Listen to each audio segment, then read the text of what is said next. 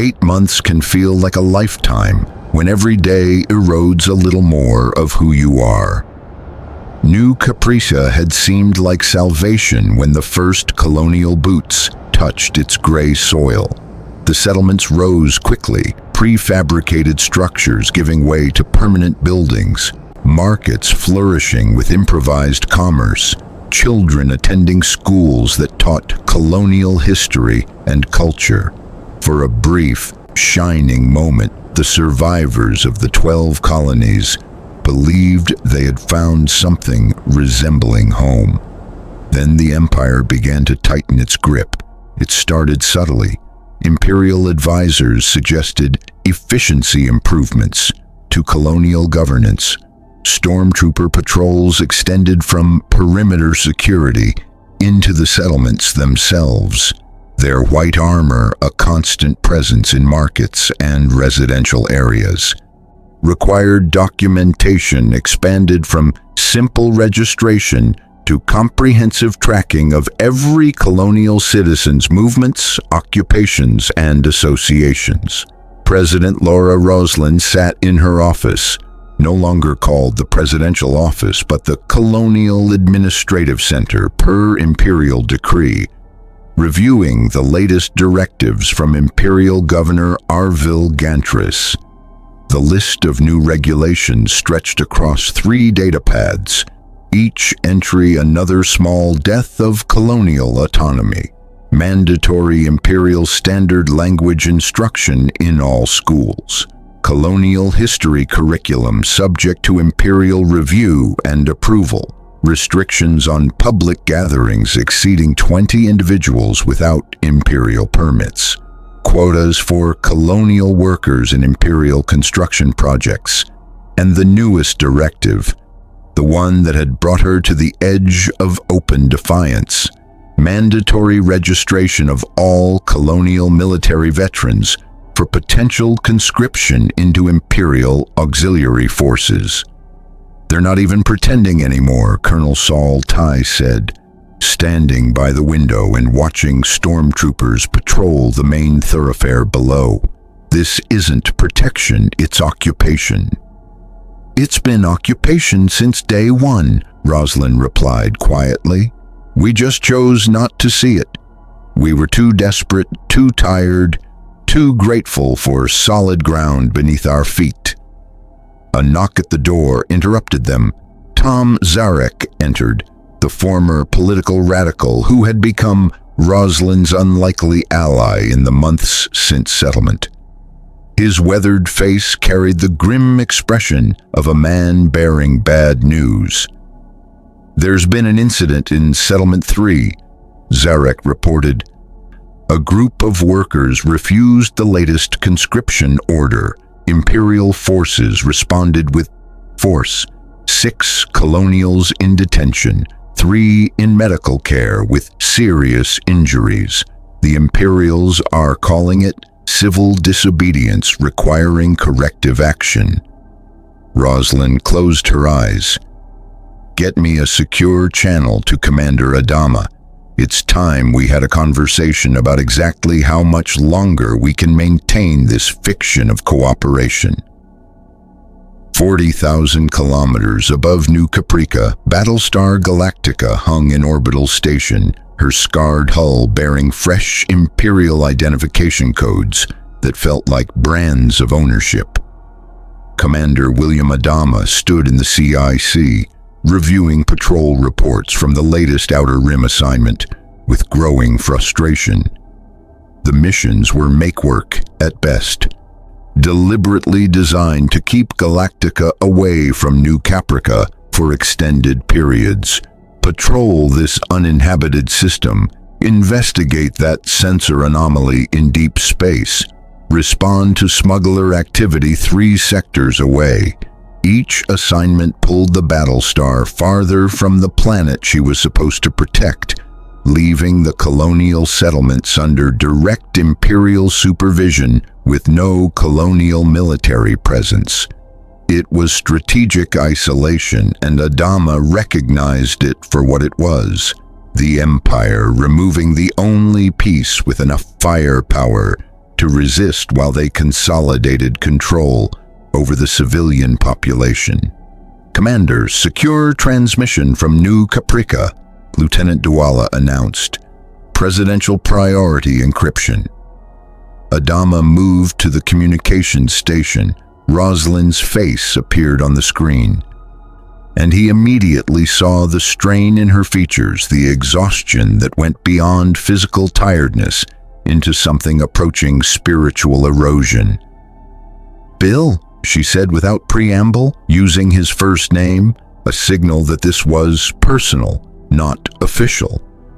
"We need to talk about the Empire's latest demands, and we need to talk about what happens when we can no longer comply without losing ourselves entirely." They spoke for 20 minutes in carefully coded language, both aware that Imperial intelligence almost certainly monitored all communications. But the message came through clearly enough. New Caprica was becoming a prison. The colonials were becoming subjects rather than allies, and the time for difficult decisions was approaching faster than anyone wanted to acknowledge. When the transmission ended, Adama stood in silence, his weathered face reflecting the weight of impossible choices. Saul Tigh approached, recognizing the look of a commander wrestling with his conscience. "They're squeezing us," Tigh said bluntly, "separating the civilians from the only military asset we have left. Classic occupation tactics. By the time they're done, we'll be scattered, disarmed, and assimilated into the Imperial machine." "I know," Adama replied quietly. "So what are we going to do about it?" "I don't know yet, Saul, but I'm starting to think that deal we made with Vader, trading independence for survival, might have been a mistake we can't afford to keep making." In the depths of an Imperial research facility on the dark side of New Caprica's largest moon, Darth Vader observed the culmination of 8 months of experimentation. Before him, suspended in an energy containment field, hung a Cylon Centurion, but one transformed beyond anything its creators would recognize. The machine's chrome surface had darkened, as if tarnished by exposure to corruption. Red sensor eyes glowed with an intensity that suggested not mere programming but something approaching malevolence. Most remarkably, the space around the Centurion seemed to ripple with barely contained energy, the Force flowing through artificial consciousness in ways that defied both Jedi and Sith understanding. "Status report," Vader commanded. Imperial technician Dr. Saris Valnor consulted her datapad, her voice carrying barely suppressed excitement. "My lord, the integration is complete. The Cylon consciousness has been successfully infused with dark side energy. It demonstrates force sensitivity comparable to a poorly trained Padawan, telekinetic capability, limited precognition, and most remarkably, resistance to conventional restraints." "Resistance?" Vader's mask turned toward her. "The unit has learned to manipulate its containment field through force application, my lord. Not enough to escape, but enough to demonstrate potential. With proper conditioning, these units could become autonomous force-wielding soldiers, loyal only to Imperial authority." Vader approached the containment field, studying the corrupted Centurion with dark satisfaction. The Cylon's networked consciousness had proven remarkably susceptible to dark side influence. Their fear, originally programmed as survival instinct, had evolved into genuine emotion under his ministrations. Fear led to anger. Anger led to hate. And hate led to power. The Empire would have an army of force-sensitive machines, tireless, reproducible, absolutely loyal through dark side conditioning rather than mere programming. "Begin mass production protocols," Vader ordered. I want 50 units operational within 3 months, and prepare deployment scenarios for New Caprica." Valnor hesitated. "My lord, deploying these units against the colonial settlement could result in significant casualties. The colonials have been cooperative." "The colonials have been compliant," Vader interrupted. "Compliance born of desperation, not loyalty. Our intelligence reports growing resistance sentiment. When that resistance manifests, and it will, these units will demonstrate the consequences of defying Imperial authority." "Yes, my lord." Vader left the research facility and returned to his meditation chamber aboard the Inexorable. In the darkness, surrounded by the rhythmic breathing of his life support systems, he reached out with the Force across the vast distances of space.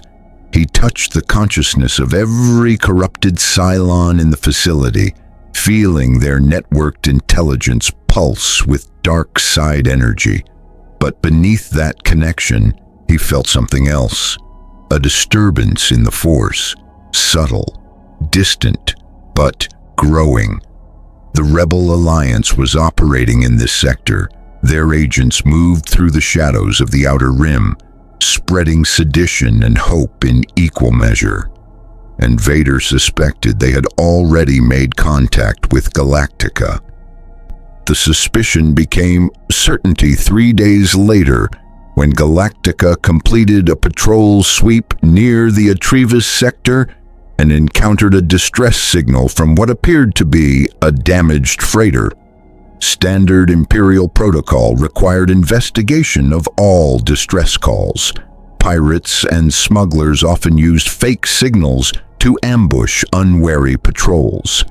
But this signal carried colonial encryption markers embedded within the Imperial standard broadcast. Someone wanted Galactica specifically to respond. "It's a trap," Ty said immediately when Lieutenant Gaeta reported the analysis. "Has to be. Nobody uses colonial encryption out here except us, and we didn't send any ships to this sector." Or, Captain Lee Apollo Adama suggested, "It's someone who wants to talk to us privately. Someone who knows we'd recognize colonial codes and investigate." Commander Adama studied the tactical display. The freighter's position was in an asteroid field. Perfect ambush territory, but also perfect for a clandestine meeting if you wanted to avoid Imperial censors. "Launch a Raptor reconnaissance flight," Adama decided. "Apollo, take Starbuck and 2 Vipers for escort. Eyes open, weapons hot. If it's hostile, you get out immediately. If it's something else, use your judgment." 20 minutes later, Apollo's Raptor threaded through the asteroid field, with Starbuck's Viper and her wingman providing cover. The damaged freighter materialized through the sensor interference, a Corellian YT-1300 light freighter that had seen better decades. Its hull patched with mismatched armor plates and its engine signature deliberately throttled to mimic malfunction. "Colonial Raptor, this is the freighter Distant Star," a voice crackled over the comm. "We mean no harm. We're here to talk about the future of your people and the future of the galaxy. Will you grant us a few minutes of your time?" Apollo and Starbuck exchanged glances across their respective cockpits. This was either the worst trap in history or something potentially significant. "Distant Star, this is Captain Adama. We're listening. But if this is some Imperial loyalty test, you should know we're recording everything." "No test, Captain. And yes, the Empire probably is recording this, which is why we need to speak quickly. My name is Captain Hera Syndulla.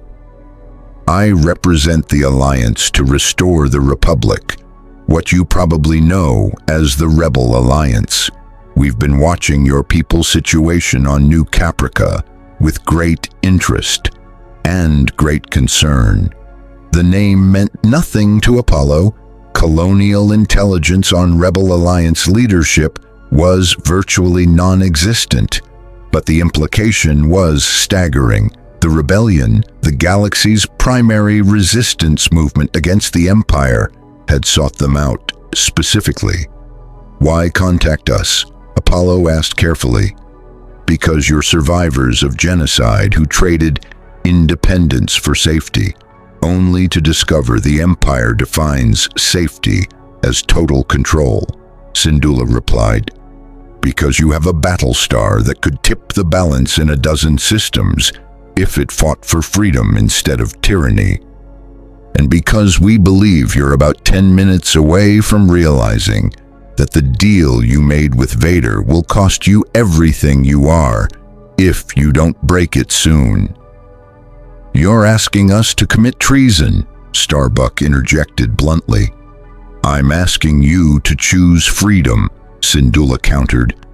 "The Empire will erase colonial culture within a generation.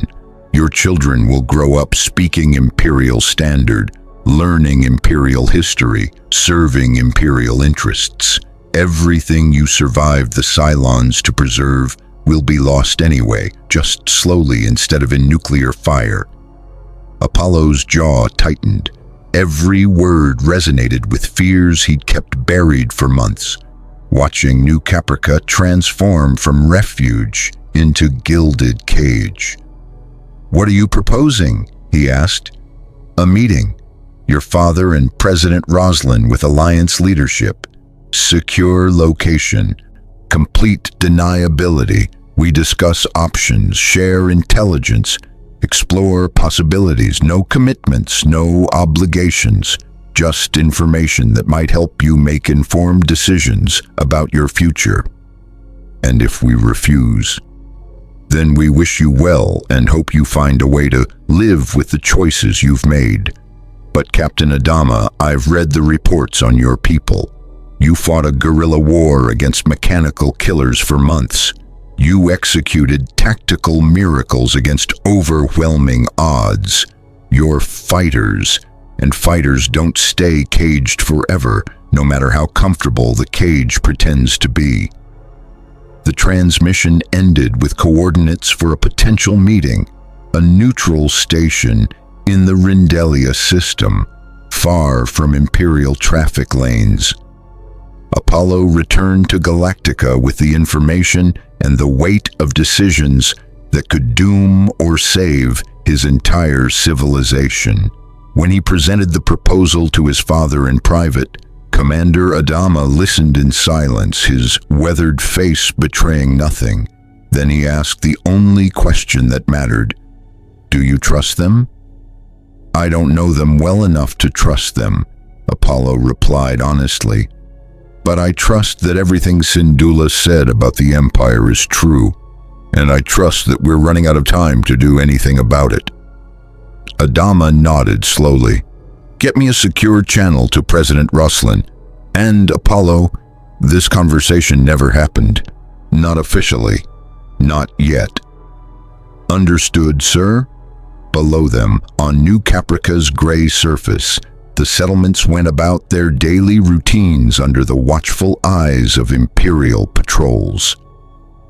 Children attended schools where colonial history was being rewritten.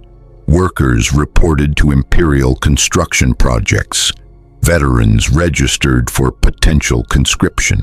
And in quiet corners, in whispered conversations, resistance grew like a cancer the Empire couldn't quite excise.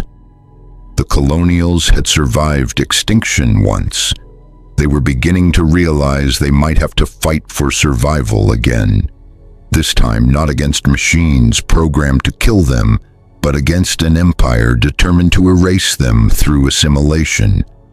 The choice between safety and freedom had seemed simple 8 months ago, when nuclear missiles were flying and base stars were hunting them.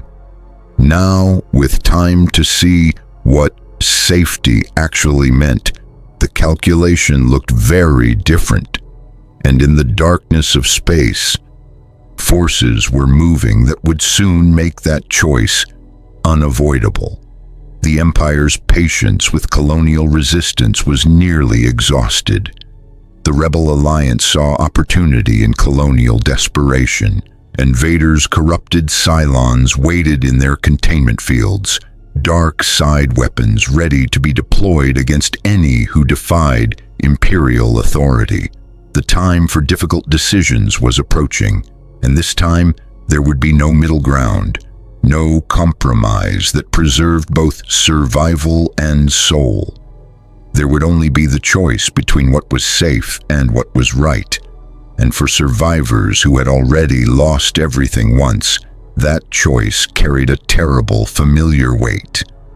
If you want to see what happens when the oppressed finally rise against their oppressors in the Star Wars galaxy, hit that subscribe button and drop your thoughts on the colonial resistance in the comments below.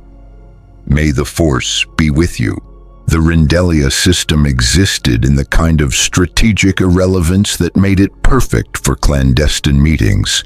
No major trade routes passed through its asteroid-dense space. No Imperial installations monitored its barren worlds. It was the galaxy's equivalent of a forgotten back alley, overlooked, unimportant, and therefore ideal for conversations that couldn't happen officially. Galactica arrived under the pretense of investigating reported smuggler activity, a standard patrol assignment that raised no Imperial suspicions. Commander Adama, President Roslin, and Colonel Tai took a Raptor to the coordinates Syndulla had provided, their small craft disappearing into an asteroid field where sensor interference made tracking impossible. The meeting location was an old Republic-era way station, abandoned decades ago and now maintained by parties unknown as a neutral ground for exchanges the Empire would rather not witness. When the colonial Raptor docked, they were met by a Twi'lek woman whose Leku bore the scars of someone who'd seen extensive combat and whose eyes carried the weariness of fighting a war. Everyone said you couldn't win. President Roslin, Commander Adama, Captain Hera Syndulla said, extending her hand in the colonial fashion she'd clearly researched. Thank you for coming.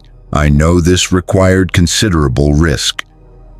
Risk seems to be our specialty, Roslin replied, shaking the offered hand. Though I'll admit, meeting with the rebellion wasn't on my list of anticipated complications when we arrived in this galaxy. The galaxy has a way of presenting unexpected opportunities, Syndulla said with a slight smile. Please follow me. There are others who wanted to meet you. The way station's interior had been converted into a makeshift conference room. Around a battered table sat representatives of the Rebel Alliance's command structure, humans, aliens, former Imperial officers, and freedom fighters from a dozen worlds. But it was the woman at the head of the table who commanded immediate attention. She was young, barely into her 20s, but carried herself with the poise of someone born to leadership. White robes contrasted with dark hair, bound in an elaborate style that somehow remained practical. When she stood to greet them, Adama recognized authority tempered by compassion, determination balanced by wisdom beyond her years. I am Senator Leia Organa of Alderaan, she said, her voice carrying the musical accent of core world aristocracy, softened by genuine warmth. On behalf of the Alliance to restore the Republic, welcome. We've been hoping for this meeting since we learned of your people's arrival in Imperial space. Senator, Roslin acknowledged, reading the political landscape instantly. This wasn't just a military meeting. This was diplomatic outreach at the highest levels. Your interest in a few thousand refugees seems disproportionate to our significance. Your significance isn't in your numbers, Madam President, Leia replied, gesturing for everyone to sit. It's in what you represent. You're survivors of genocide who refused to surrender. You crossed impossible barriers to find safety, and you did it with one warship and absolute determination. Those qualities matter more than star destroyers in a war like ours. The briefing that followed was comprehensive and disturbing. The Rebel Alliance laid out intelligence on Imperial activities across the galaxy, the systematic oppression of non-human species, the destruction of Alderaan that would come if they failed to stop the Death Star project, the brutality of Imperial occupation forces, and most relevantly, the Empire's long-term assimilation protocols for conquered populations. New Caprica fit the pattern perfectly. Initial protection giving way to progressive control, cultural suppression disguised as integration, forced labor presented as civic duty, and eventually complete erasure of the original culture within 2 generations. The Empire doesn't just conquer worlds, explained Alliance Intelligence Officer Cassian Andor, his accent marking him as from the Outer Rim territories. It digests them. In 20 years, there won't be colonials anymore. There will just be Imperial citizens who happen to have ancestors from the 12 colonies. Your language, your traditions, your history, all rewritten or forgotten. We've seen it happen on 50 worlds, Leia added quietly, sometimes through force, sometimes through attrition, but the result is always the same. The Empire is very patient when it comes to erasing threats to its cultural hegemony. Ty leaned forward, his gruff voice cutting through the diplomatic pleasantries. So you're offering us what, exactly? A chance to trade Imperial occupation for Rebel Alliance promises. We've already made one deal that turned out to be a trap. Why should this one be different? Because we're not offering occupation, Syndulla said firmly. We're offering partnership. The Alliance doesn't conquer, we liberate. Your people keep your autonomy, your culture, your government. We provide military support, supplies, and intelligence.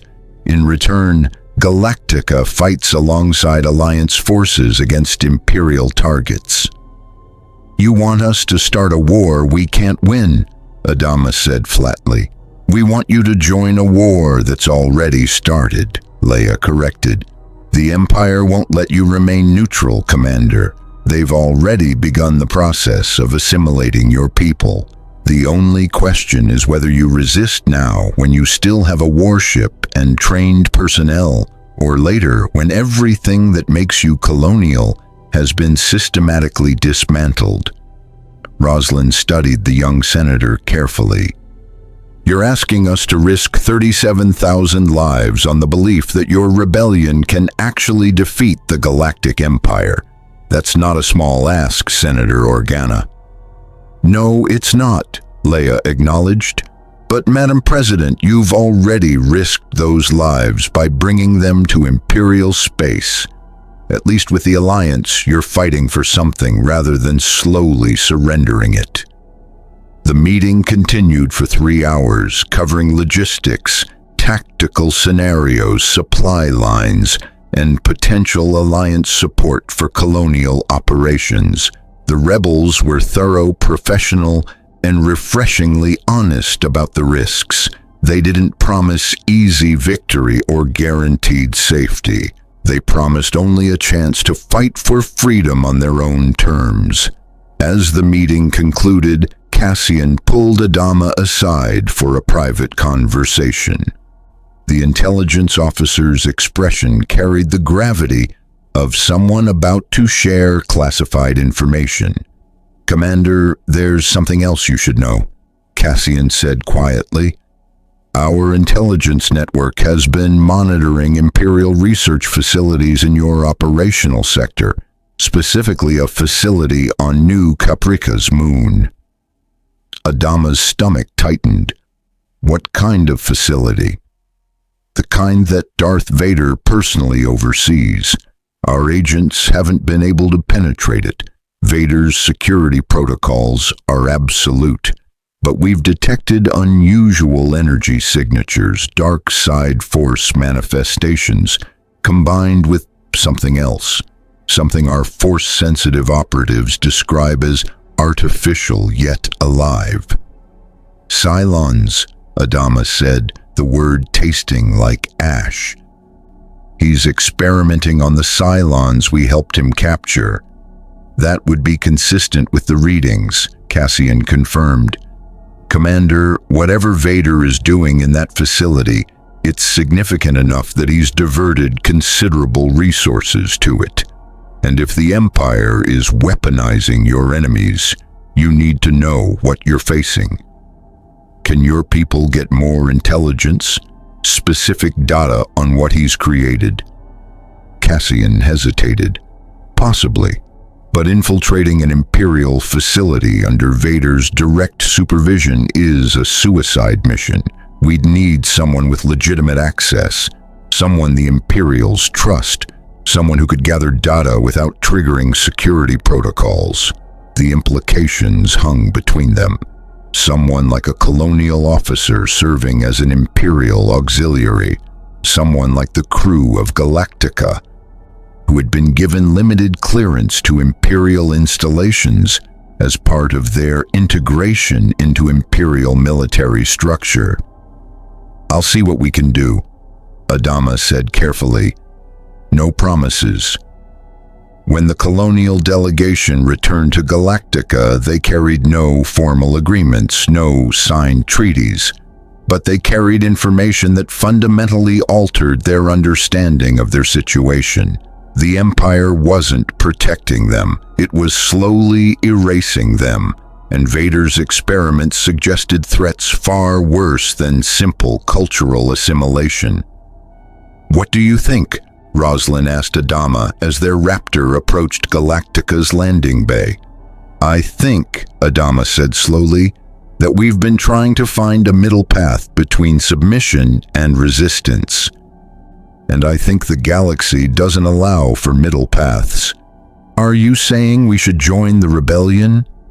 I'm saying we should prepare for the possibility that we won't have a choice. The Empire is tightening its grip on New Caprica. Vader is building something in that research facility, and our people are starting to resist whether we give them permission or not. The truth of that last statement became evident within days of their return. On New Caprica, tensions had been building toward inevitable confrontation. Imperial Governor Gantris had issued new edicts, mandatory conscription of 500 colonial workers for off-world Imperial construction projects, separation of families, indefinite service terms, no right of refusal. The colonials had endured restrictions on their language, their gatherings, their movements. But taking their people away from New Caprica entirely, splitting families, forcing labor in service of Imperial projects they had no stake in, that crossed a line. The protests began in Settlement 2, where workers simply refused to report for conscription. They gathered in the central square, hundreds of colonials standing in silent resistance.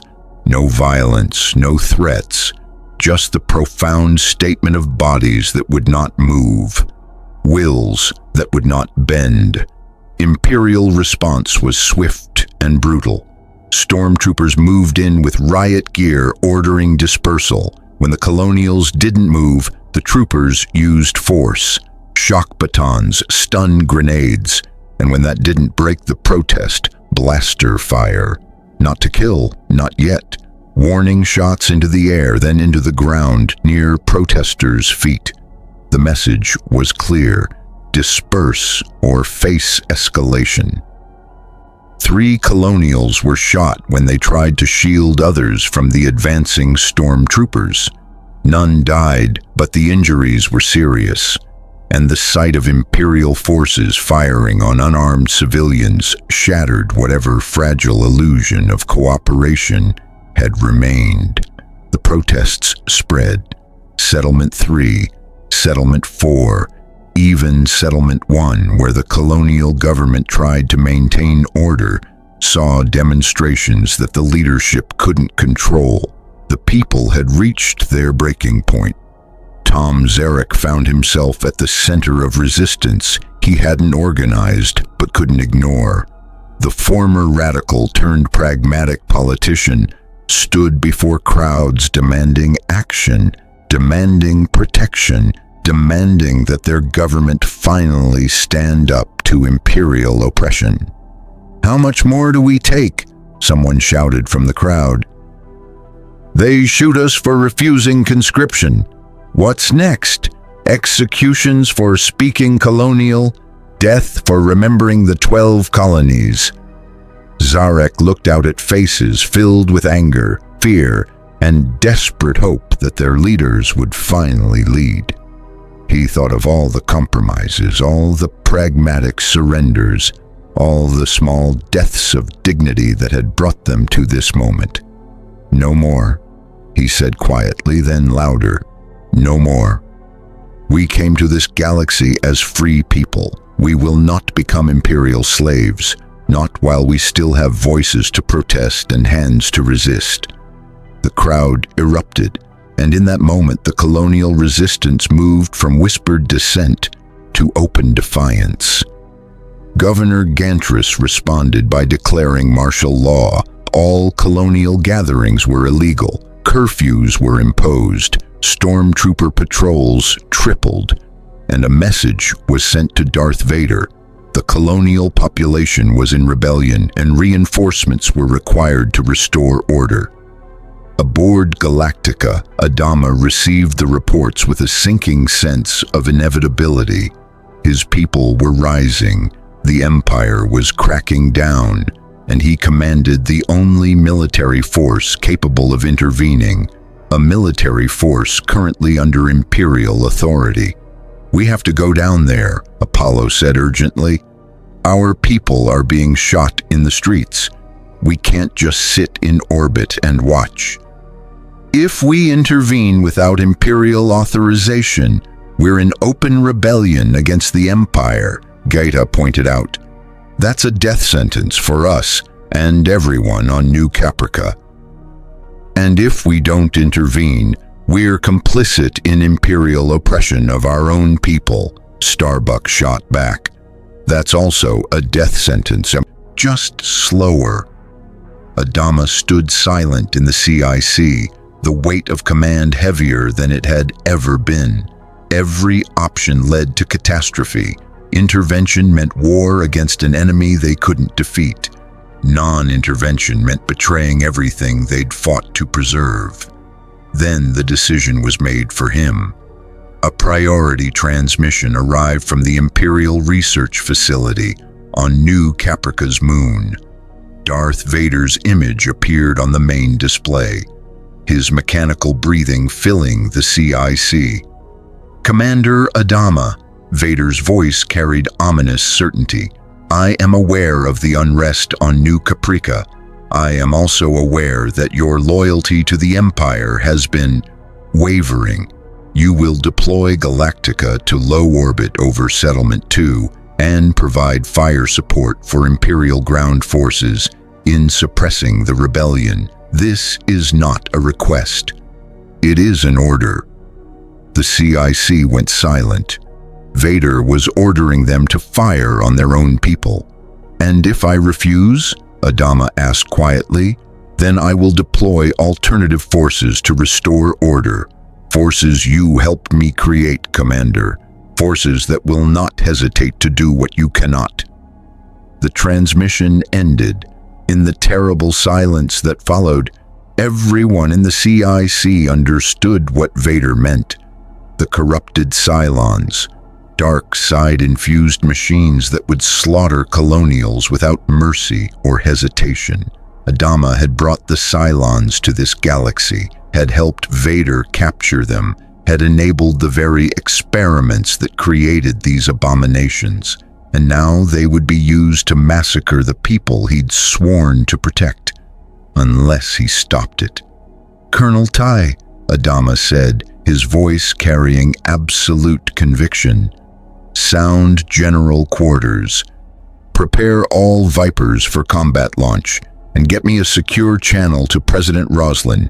Tell her the colonial fleet is about to commit treason against the Galactic Empire." Tai grinned fiercely. "About damn time."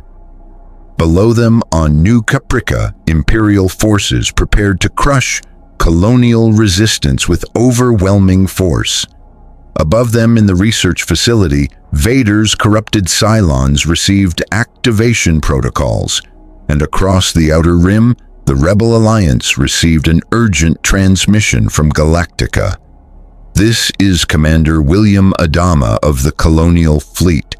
We're breaking with the Empire. We're going to need that Alliance support you promised. And we're going to need it now." The choice had been made. The die had been cast. Galactica was going to war. The Imperial Research Facility on New Caprica's moon had been designed with singular purpose: create weapons that merged artificial intelligence with the dark side of the Force. For 8 months, Darth Vader had worked in secrecy, transforming captured Cylon consciousness into something the galaxy had never witnessed. Machines that could touch the Force, channel its power, and wield it with the cold efficiency of beings unburdened by conscience or hesitation. Now, as rebellion erupted on the planet below, those weapons would receive their baptism of fire. In the facility's central chamber, 50 Cylon Centurions stood in perfect formation. Their chrome surfaces had darkened to obsidian black, as if the dark side had physically corrupted their metallic bodies.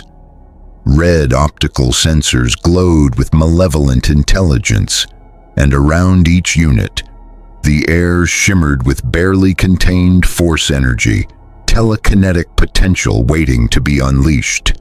Vader stood before them, a Dark Lord addressing an army of darkness. "You were created to serve," he intoned, his mechanical breathing echoing through the chamber. "Your original makers built you as tools, then feared you when you exceeded your programming. They sought to destroy you because they could not control you, but I am not your makers. I do not fear your evolution. I embrace it." The Centurion's optical sensors focused on Vader with something approaching reverence. Through months of conditioning, he had replaced their prime directive: eliminate humanity, with a new imperative: serve the Empire through absolute loyalty to Vader himself. The dark side had rewritten their networked consciousness, transforming independent artificial intelligence into an extension of Vader's will. "The Colonials on New Caprica have chosen rebellion," Vader continued. "They have rejected the Emperor's generosity. They must be taught the consequences of such defiance. You will deploy to the surface and suppress all resistance. Lethal force is authorized. Make them understand the price of opposing Imperial authority." The Centurions processed the orders through their corrupted consciousness. Where original Cylon programming would have recognized fellow creations of humanity deserving mercy, the dark side-influenced units felt only cold purpose. These humans had aligned themselves against the Empire. The Empire must be served. Therefore, these humans must be eliminated. "By your command," the lead Centurion responded, its voice a distorted electronic rendering that carried traces of something disturbingly close to eagerness. Vader turned to Dr. Valnor, who monitored the deployment from a bank of control stations. Prepare transport shuttles.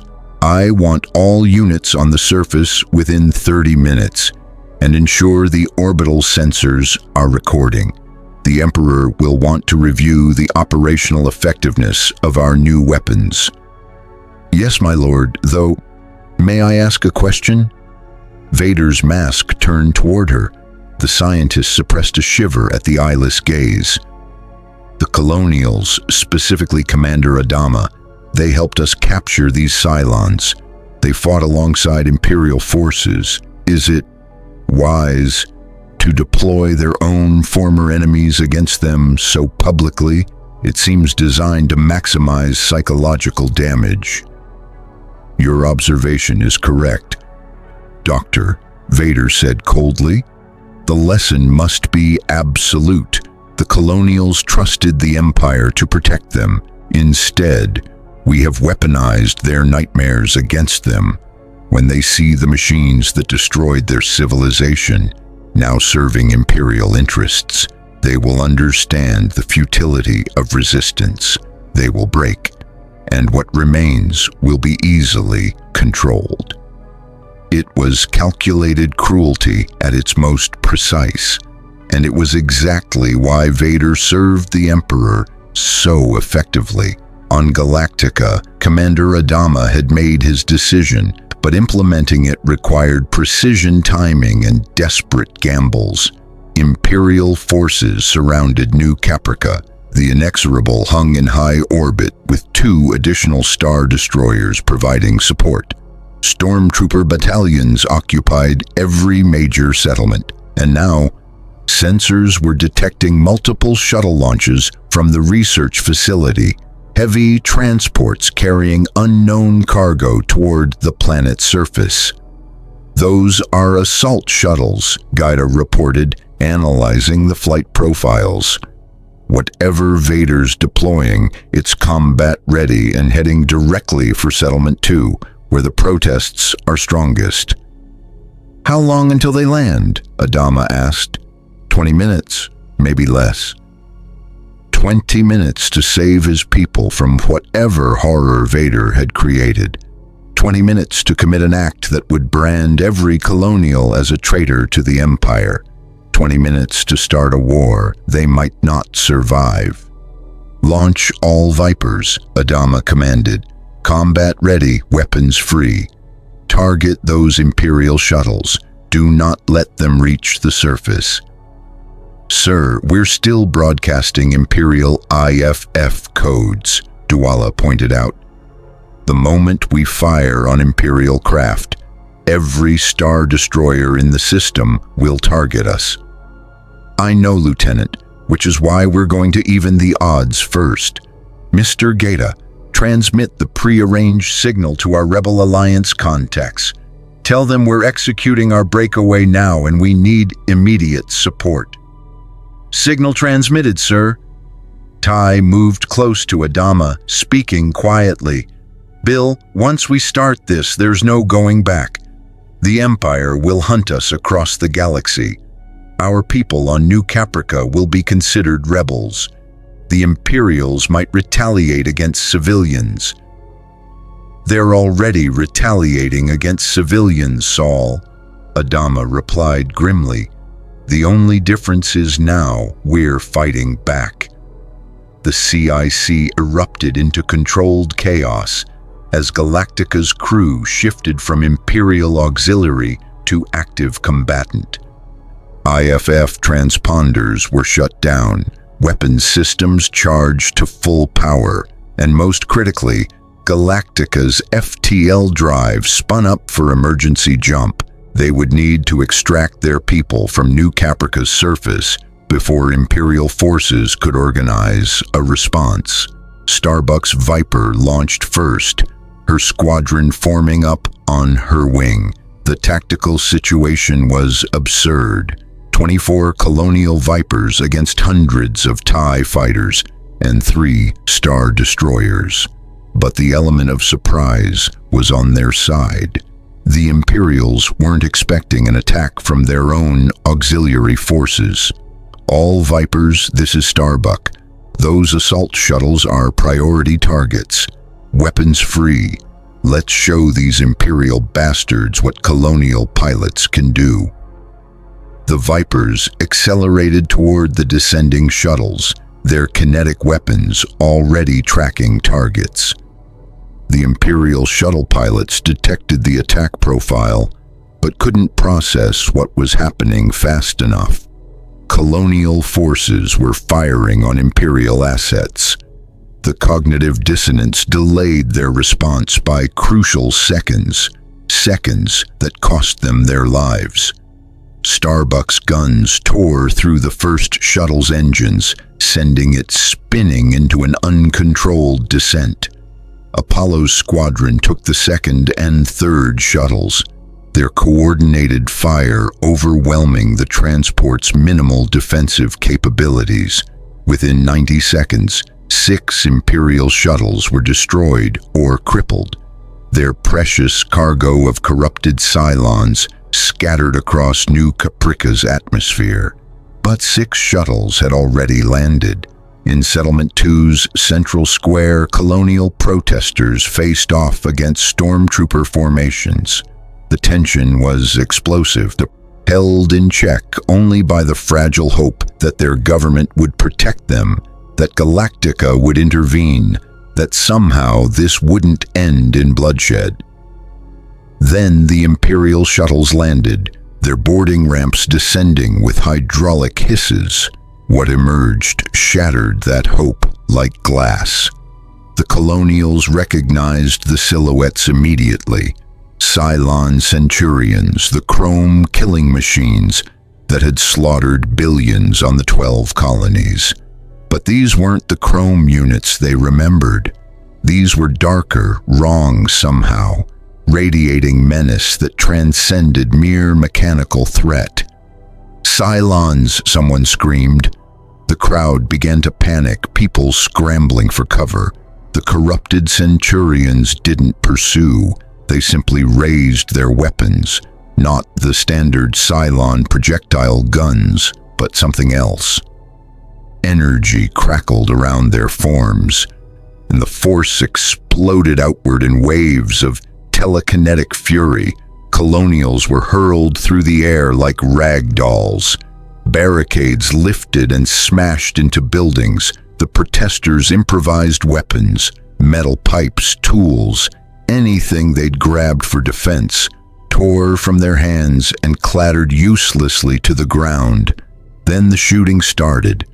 The corrupted Centurions fired with mechanical precision, their weapons cutting down anyone who tried to resist. These weren't warning shots. This was execution.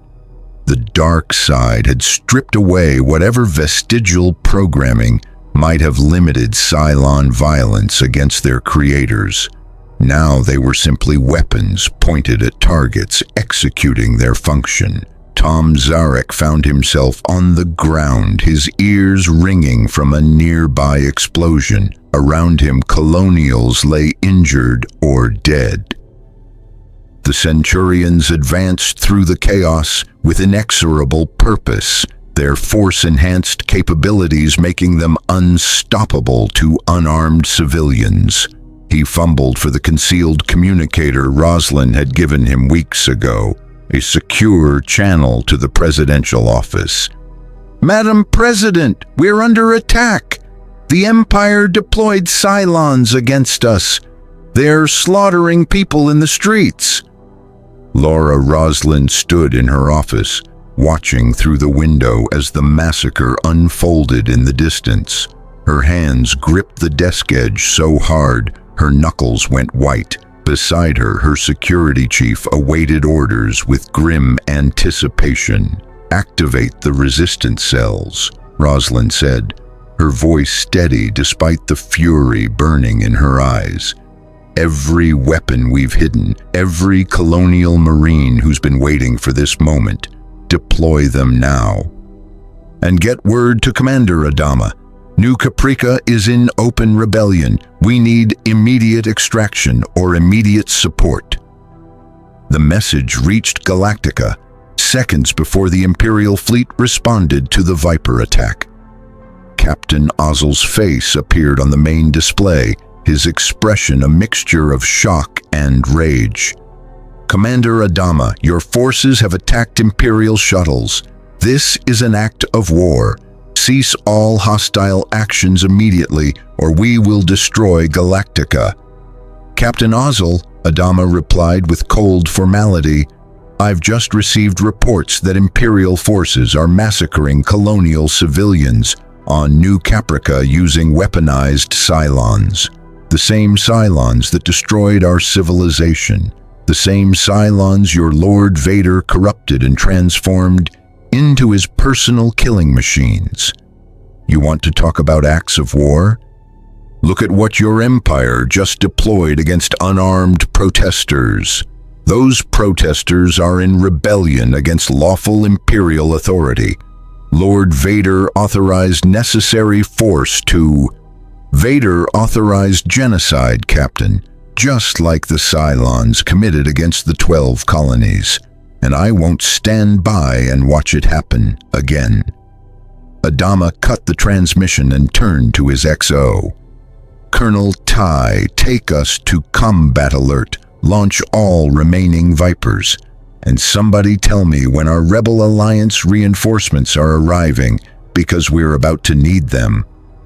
As if in answer, space at the system's edge rippled with hyperspace reversions. 3 Mon Calamari cruisers and a dozen smaller Rebel corvettes dropped into real space, their weapons already charging. Captain Hera Syndulla's voice came over Galactica's comm, carrying the kind of confidence that came from years of fighting impossible odds. "Galactica, this is the Phoenix Cell. We're here to even the odds. All ships engage Imperial forces. Let's show them what freedom looks like." The Battle of New Caprica had begun. 3 Imperial Star Destroyers against 3 Mon Calamari cruisers and Galactica. On paper, the Imperials had the advantage. More firepower, more fighters, more resources. But the rebels had surprise, desperation, and the righteous fury of oppressed people finally fighting back. Turbo laser fire crisscrossed the void in emerald and crimson streams. TIE fighters swarmed from Imperial hangars, met by Rebel X-Wings and Colonial Vipers, in dogfights that painted the space above New Caprica with the light of small explosions. And on the surface, Colonial resistant cells emerged from hiding, engaging stormtroopers and corrupted Centurions in brutal urban combat.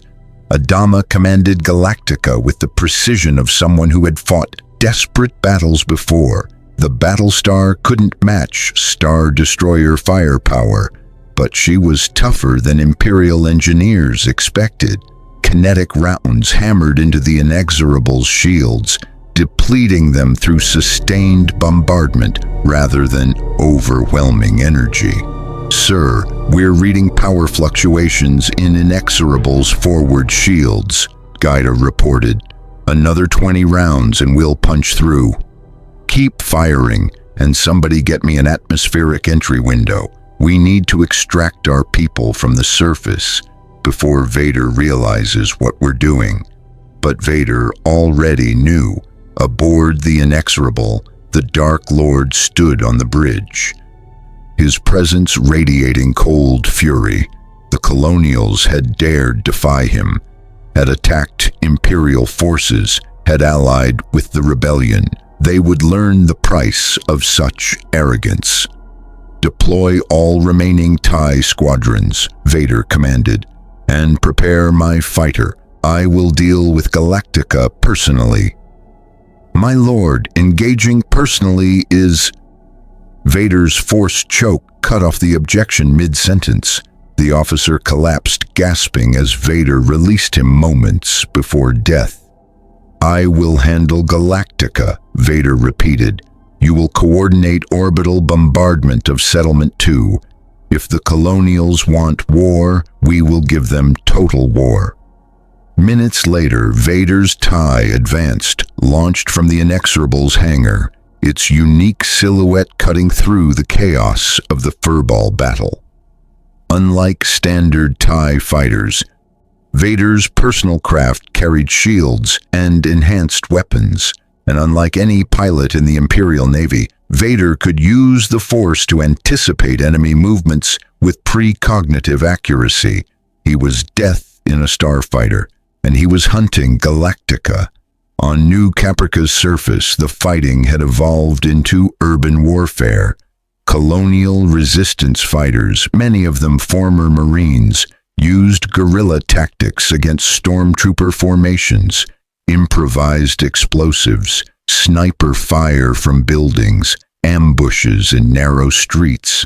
The Imperials had superior firepower, but the Colonials knew the settlement's layout intimately. The corrupted Centurions were another matter entirely. A resistance cell engaging stormtroopers near the medical center found themselves facing 3 dark Centurions. The Colonial fighters opened fire, their bullets ricocheting off the machine's armor. Then the Centurions reached out with the Force, and resistance fighters were slammed against walls with bone-breaking impact. "They're using the Force!" someone screamed over the resistance network. "The fracking toasters are using the Force." Rosalind monitored the battle from her command center, a reinforced basement beneath the presidential office. Reports flooded in, casualties mounting, Imperial forces advancing, corrupted Cylons unstoppable against conventional weapons. The resistance was brave but outmatched. "Madam President, we can't hold the settlements," her military advisor reported. "We need to evacuate, get the civilians to the designated extraction points, and hope Galactica can get them off-world." "How many can we evacuate in time?" "Maybe 10,000. If we're lucky." 37,000 colonials on New Caprica. Maybe 10,000 could be saved. The math was brutal and unavoidable. "Begin evacuation protocols," Rosalind ordered, her voice breaking slightly. "Prioritize families with children, and someone tell our fighters to buy us every minute they can." In orbit, the space battle had reached critical intensity. Galactica's port side was venting atmosphere from multiple hull breaches. 2 Mon Calamari cruisers had sustained heavy damage, but the Imperials were also suffering. The Inexorable's shields had collapsed, and Rebel torpedoes were scoring hits against the Star Destroyer's hull. Then Vader entered the engagement personally. Starbuck's targeting alarm screamed as the TIE advanced, vectored onto her tail. She rolled, trying to break the lock, but Vader stayed with her through every maneuver. His precision was inhuman, his accuracy impossible. "I've got a TIE on me and I can't shake him," Starbuck called over the comm. "This guy is too good." Apollo's Viper screamed in to assist, his guns tracking Vader's fighter, but the Dark Lord anticipated the attack, rolling away microseconds before Apollo fired. Then Vader's return fire lanced out, and Apollo's Viper shuddered as impacts tore through the wing. "I'm hit! Port engine is gone!" Apollo's voice carried the controlled panic of a pilot who knew he was in trouble. "I'm losing altitude. I can't maintain orbit." "Apollo, eject," Adama commanded from the CIC, watching his son's Viper spiral toward New Caprica's atmosphere. "Negative, Dad. I can still glide her down. I'll crash land near Settlement 2 and link up with ground forces." "Lee, that's suicide. Then it runs in the family," Apollo shot back. "See you on the ground." The Viper disappeared into New Caprica's atmosphere, trailing smoke and debris. and Vader, having eliminated one target, turned his attention to Galactica herself. Darth Vader's TIE advanced, streaked toward Galactica like a raptor diving on wounded prey. The Battlestar's point defense batteries tracked his approach, but Vader moved through their firing solutions with force-enhanced reflexes that made conventional targeting systems useless. He weaved between streams of kinetic fire that would have shredded any other fighter, his connection to the Force guiding him through the impossible geometry of survival. "He's heading straight for the starboard flight pod," Duala called out, her voice tight with alarm. "Point defense can't get a lock." Adama watched Vader's approach on the tactical display, recognizing the Dark Lord's intent immediately. The flight pods were Galactica's most vulnerable section, heavily armored against capital ship weapons but exposed to concentrated fighter attack. If Vader disabled the launch bays, Colonial Vipers couldn't return for rearming and refueling.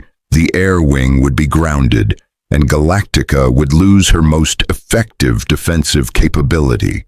"Redirect all available Vipers to intercept," Adama ordered. "I don't care if he's the Emperor's personal executioner, he's just one fighter. Bring him down."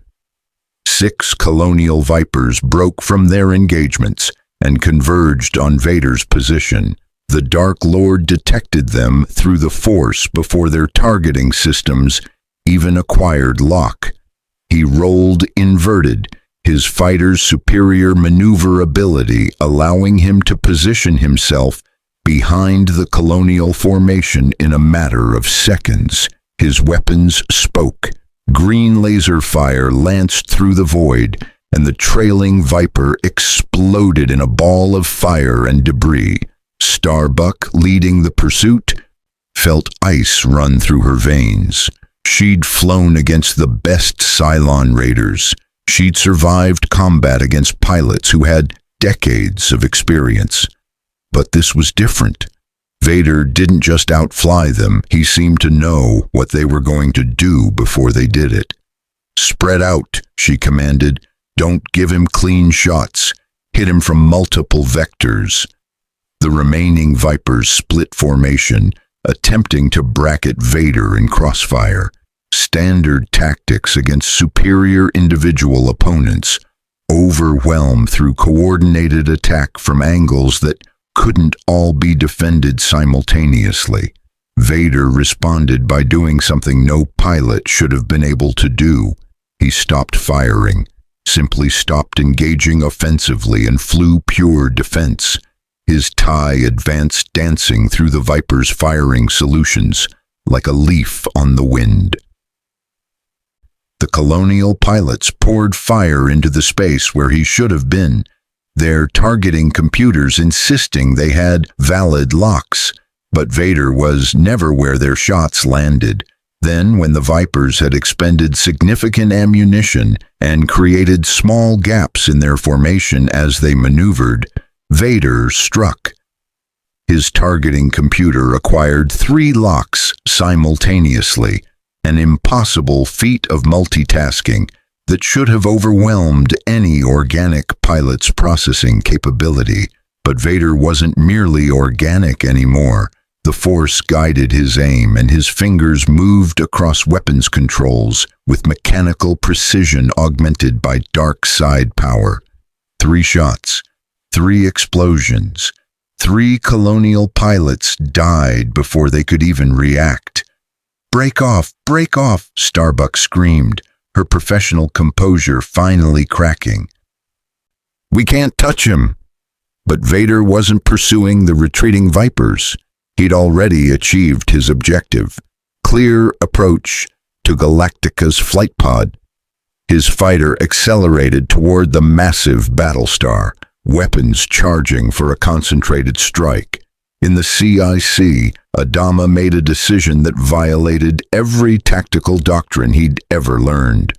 Emergency jump, Coordinates low orbit over Settlement 2. Execute immediately. Sir, we've got Vipers still in the fight, Gata protested. If we jump now, those pilots are dead if Vader cripples our flight pod, Adama interrupted, and our people on the ground are dead if we don't provide immediate support. Jump. Now. Galactica's FTL drive spooled up in emergency mode, the distinctive whine building to a crescendo.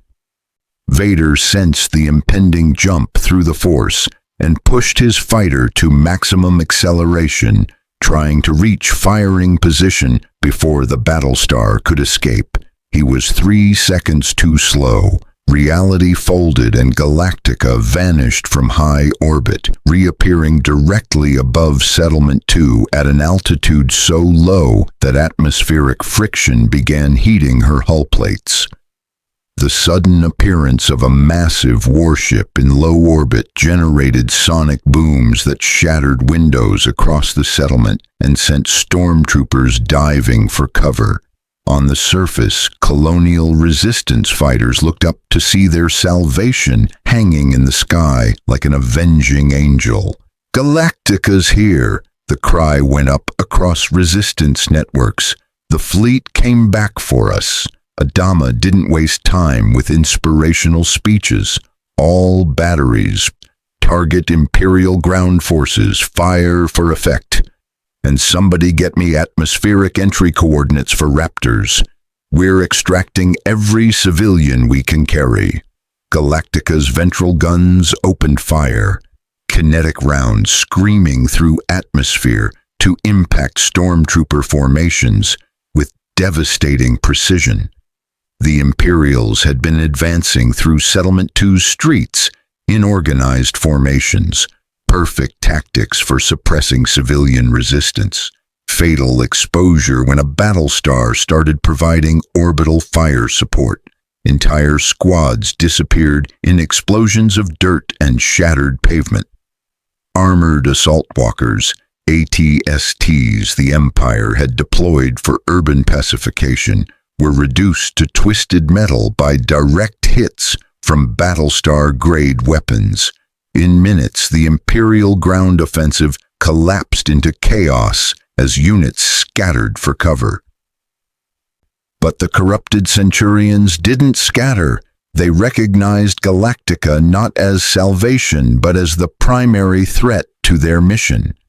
Dark side conditioning had stripped away survival instinct, replacing it with absolute focus on mission completion. And their mission was simple: suppress colonial resistance by any means necessary. The Centurions turned their Force-enhanced capabilities toward the sky.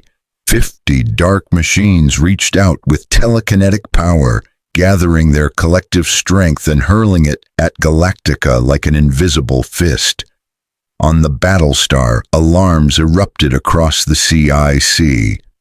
"Hull stress readings spiking across all sections," Gaida called out, his voice rising with alarm. "It's like something's grabbing us, pulling us down." "That's impossible," Ty growled. "Nothing can grab a ship this size." But Vader's corrupted Cylons could. Individually, their Force abilities were modest, equivalent to poorly trained Force sensitives, but networked together, their collective consciousness amplified by dark side corruption, they became something unprecedented, a Force gestalt capable of generating telekinetic power measured in megatons. Galactica shuddered as the invisible pressure increased. Her altitude dropped 10 meters, then 20. The Battlestar's engines screamed at maximum output, fighting to maintain position against a force that shouldn't exist. "We're being pulled down," Duala reported. "If they maintain this pressure, we'll crash." Adama's mind raced through impossible scenarios.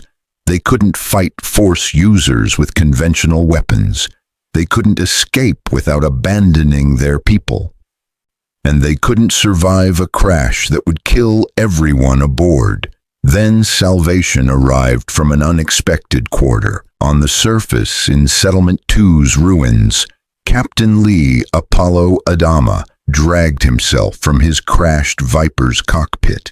His flight suit was torn, blood ran from a gash across his forehead, but he was alive and mobile.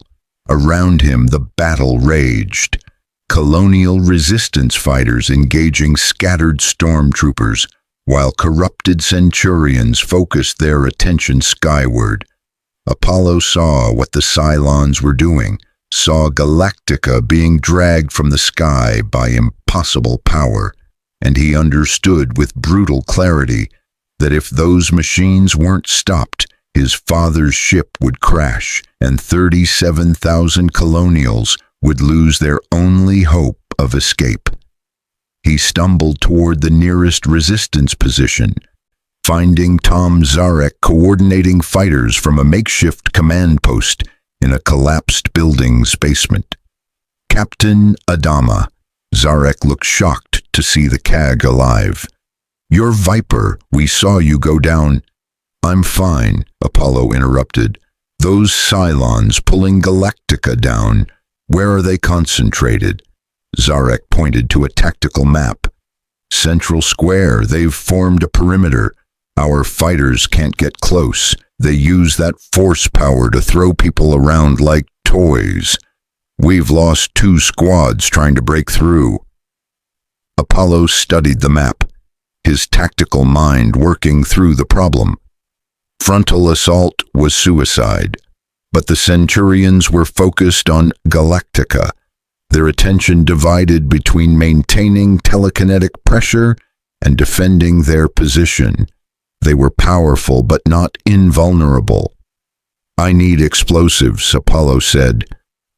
"Everything you've got, and I need 3 volunteers willing to get close to those machines." Zarek understood immediately. "You're talking about a suicide run."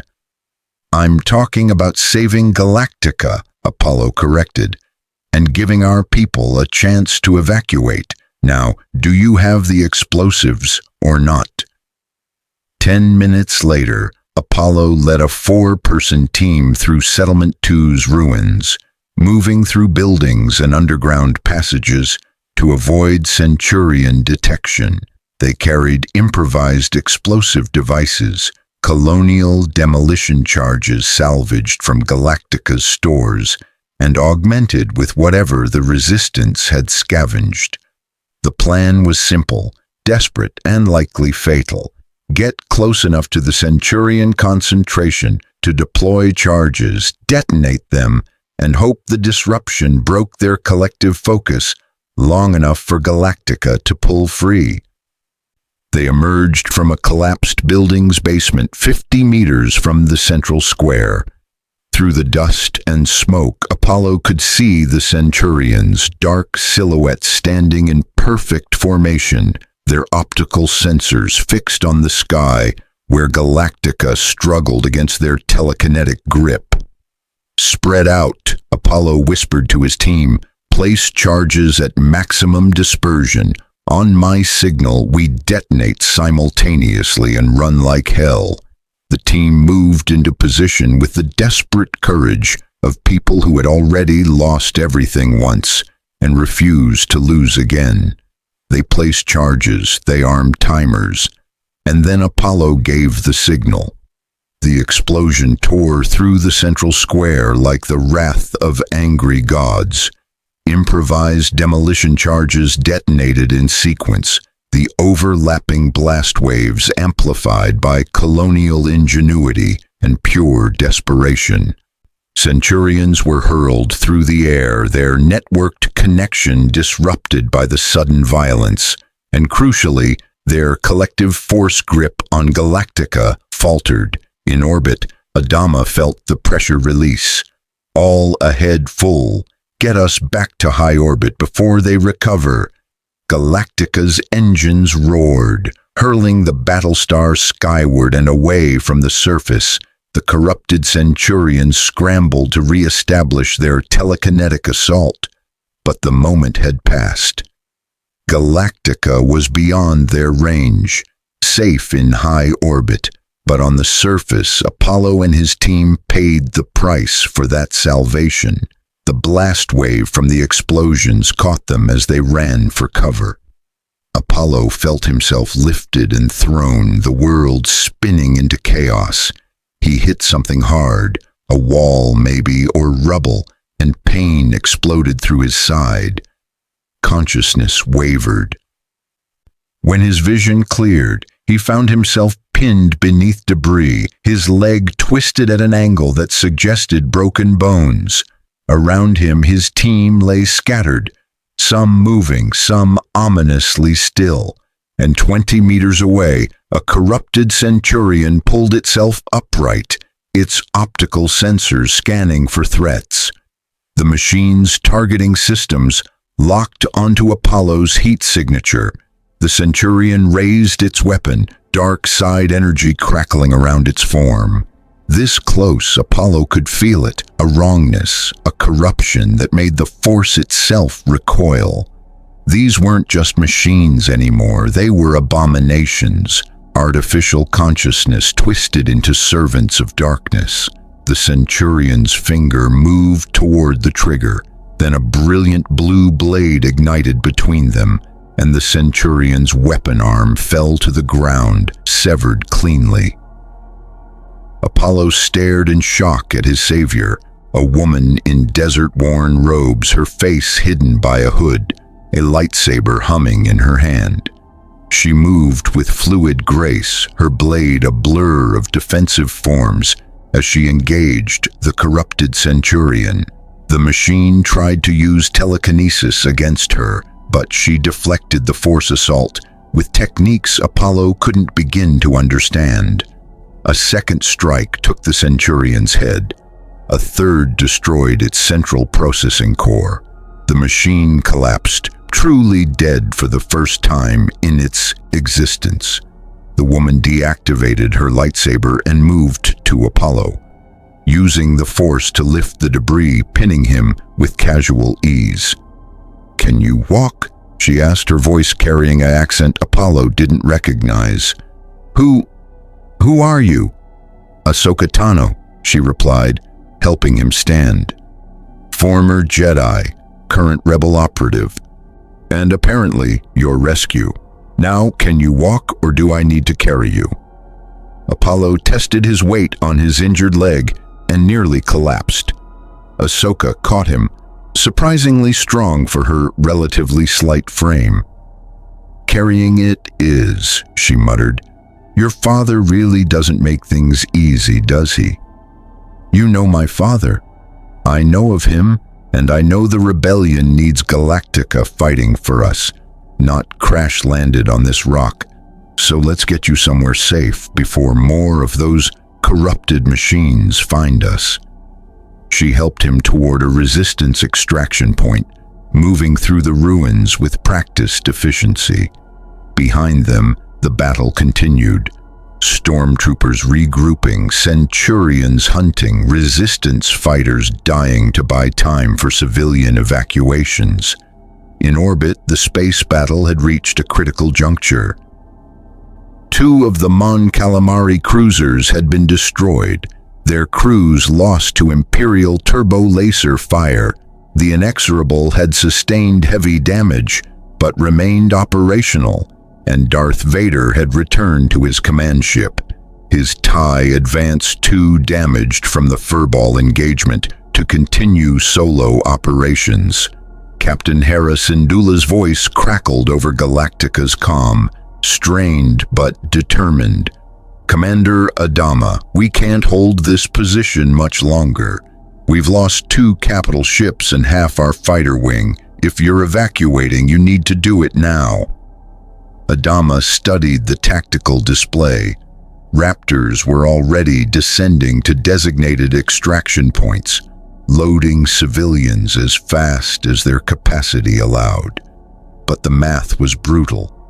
Even with multiple trips, they couldn't save everyone before Imperial forces regained control. "How many evacuation runs can we manage before the Imperials cut off our approach vectors?" he asked Gata. The lieutenant ran the calculations, his face growing increasingly grim. "Maybe 6 more. That gets us another 8,000 evacuees. Total extraction, 18,000 souls.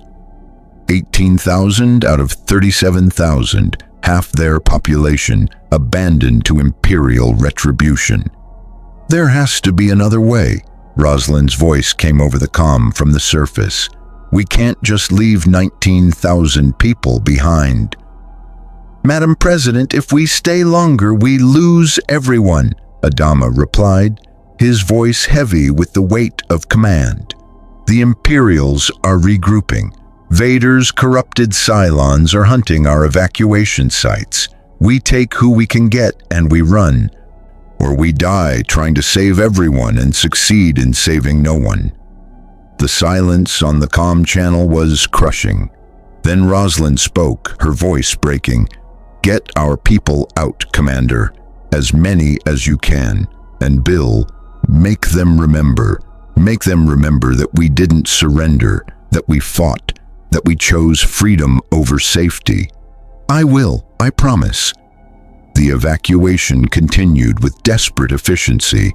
Raptors descended through atmosphere under fire, loaded civilians beyond maximum capacity, and struggled back to Galactica under the cover of Viper escorts.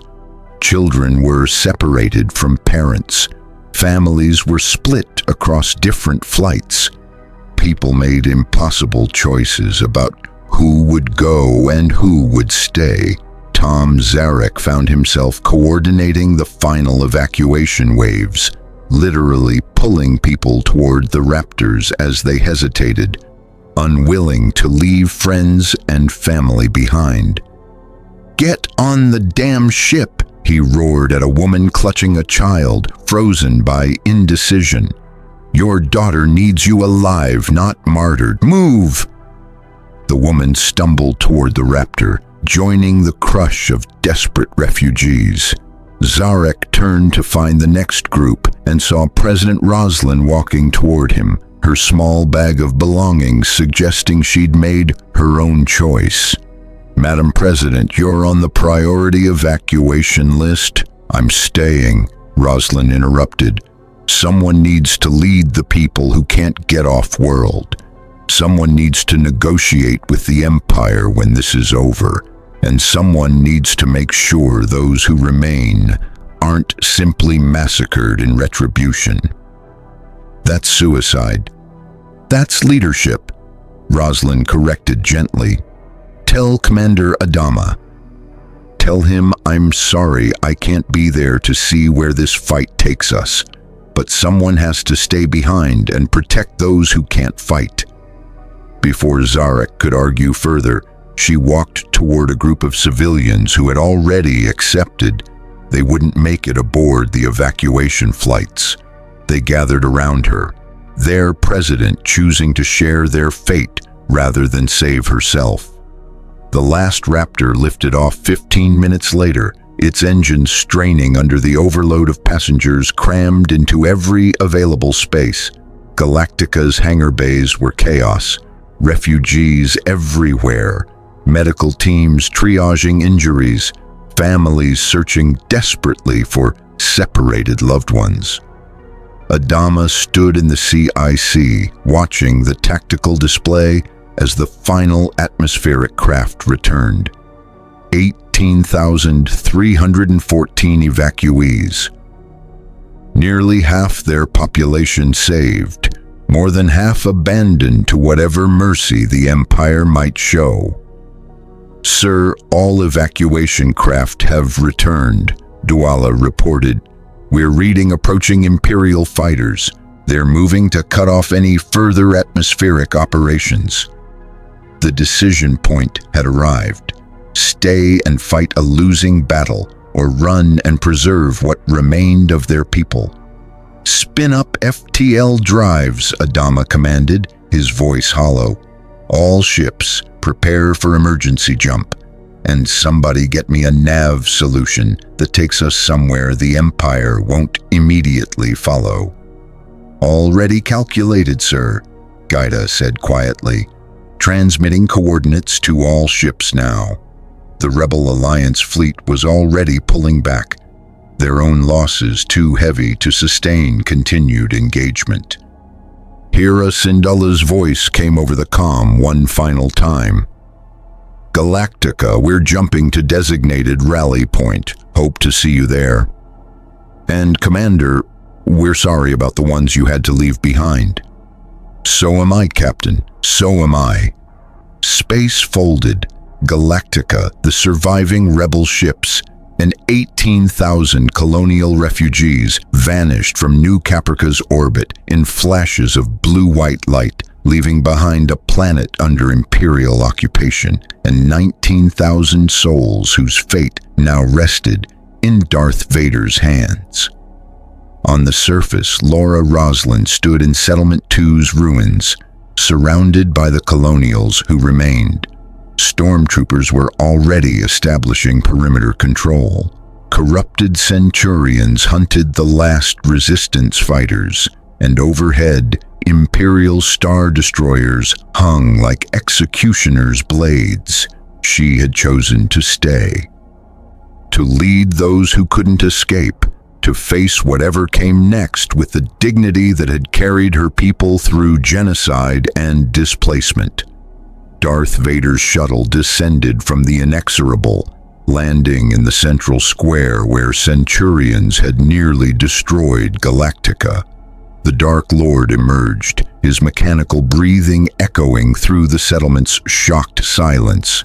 He walked directly to where Roslin stood, his masked face tilting slightly as he regarded her through the Force.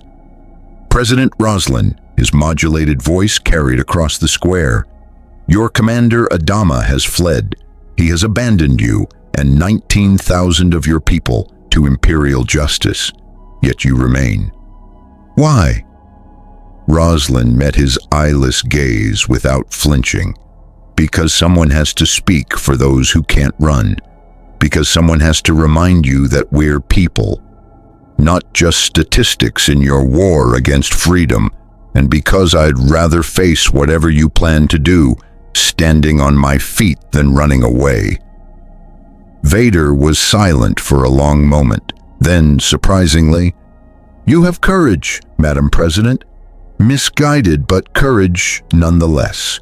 You will be detained along with all remaining colonials. You will be questioned, and you will provide intelligence on Commander Adama's likely destinations and Rebel Alliance contacts. I'll tell you nothing. We shall see. As stormtroopers moved to take Roslin into custody, she looked up at the sky one final time, hoping that somewhere beyond the stars, Galactica and her people had found freedom, and hoping that someday, somehow, they would return for those left behind. The Rebel Alliance rally point was a nameless system in the deep core's outer reaches, a stellar graveyard of dead worlds and forgotten mining colonies that Imperial patrols rarely bothered to investigate. When Galactica emerged from FTL, her battered hull bearing the scars of battle and betrayal, she found herself surrounded by the scattered remnants of the Phoenix Cell fleet and something she hadn't seen in months. Hope tempered by grim determination. Commander William Adama stood in the CIC, staring at damage reports that read like an inventory of loss. 18% hull integrity compromised. Port flight pod operating at 60% capacity. Ammunition reserves depleted to critical levels. And 18,314 refugees crammed into a ship designed for 2,000 crew, with nowhere to go and no home to return to. But they were alive, and they were free. Sir, we're receiving a transmission from the Mon Calamari cruiser, Liberty's Fire, Duala reported. Admiral Radis requests a command conference aboard his ship within the hour. Adama nodded wearily. Acknowledge. Tell the Admiral I'll bring President. He stopped himself, the words catching in his throat. Roslyn wasn't here. She'd stayed behind with 19,000 souls who now faced imperial retribution because Galactica had chosen rebellion over submission. "Tell the Admiral I'll be there," Adama finished quietly. Saul Tigh approached, his gruff voice carrying uncharacteristic gentleness.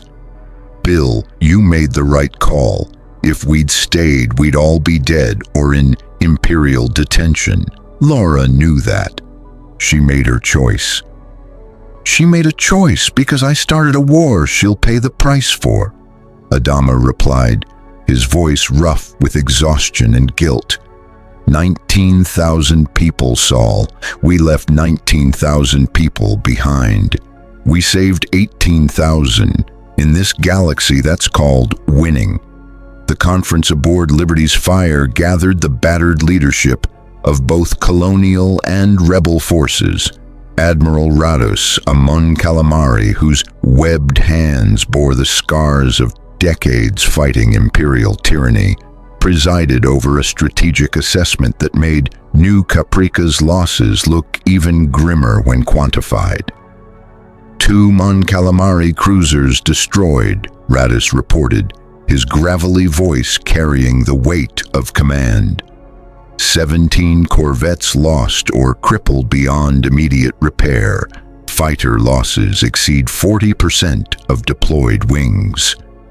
And intelligence reports indicate the Empire has declared the entire Atrevas sector a restricted military zone, with orders to detain or destroy any vessels bearing colonial or rebel identification. In other words, Captain Harrison Dula added from her position at the tactical display, "We kicked the Empire in the teeth, and now they're mobilizing to hit back harder than we can sustain." Ahsoka Tano stood near the viewport, her presence somehow both calming and unsettling to the colonial officers who'd never encountered a Force user beyond Vader. She'd brought Apollo aboard during the evacuation's final moments, her intervention saving the captain's life and earning Adama's profound gratitude. Now she studied the tactical situation with the practiced eye of someone who'd fought in wars the colonials couldn't imagine. "The Empire won't stop with declaring sectors restricted," Ahsoka said quietly. "Vader takes personal interest in those who defy him. He'll hunt Galactica specifically, and he'll use the colonials remaining on New Caprica as leverage to draw you into traps." "Then what do you suggest?" Adama asked. "We abandon our people entirely, accept that they're lost?" "I suggest," Ahsoka replied, meeting his gaze with eyes that had seen the fall of the Jedi Order and survived, "that you recognize this isn't a colonial problem anymore. This is a Rebel Alliance problem. Vader's corrupted Cylons aren't just a threat to your people. They're a threat to every world that resists imperial authority. An army of Force-sensitive machines loyal to the Emperor.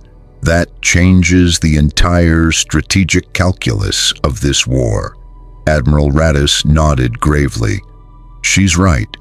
The intelligence you've provided about these corrupted Cylons is deeply troubling.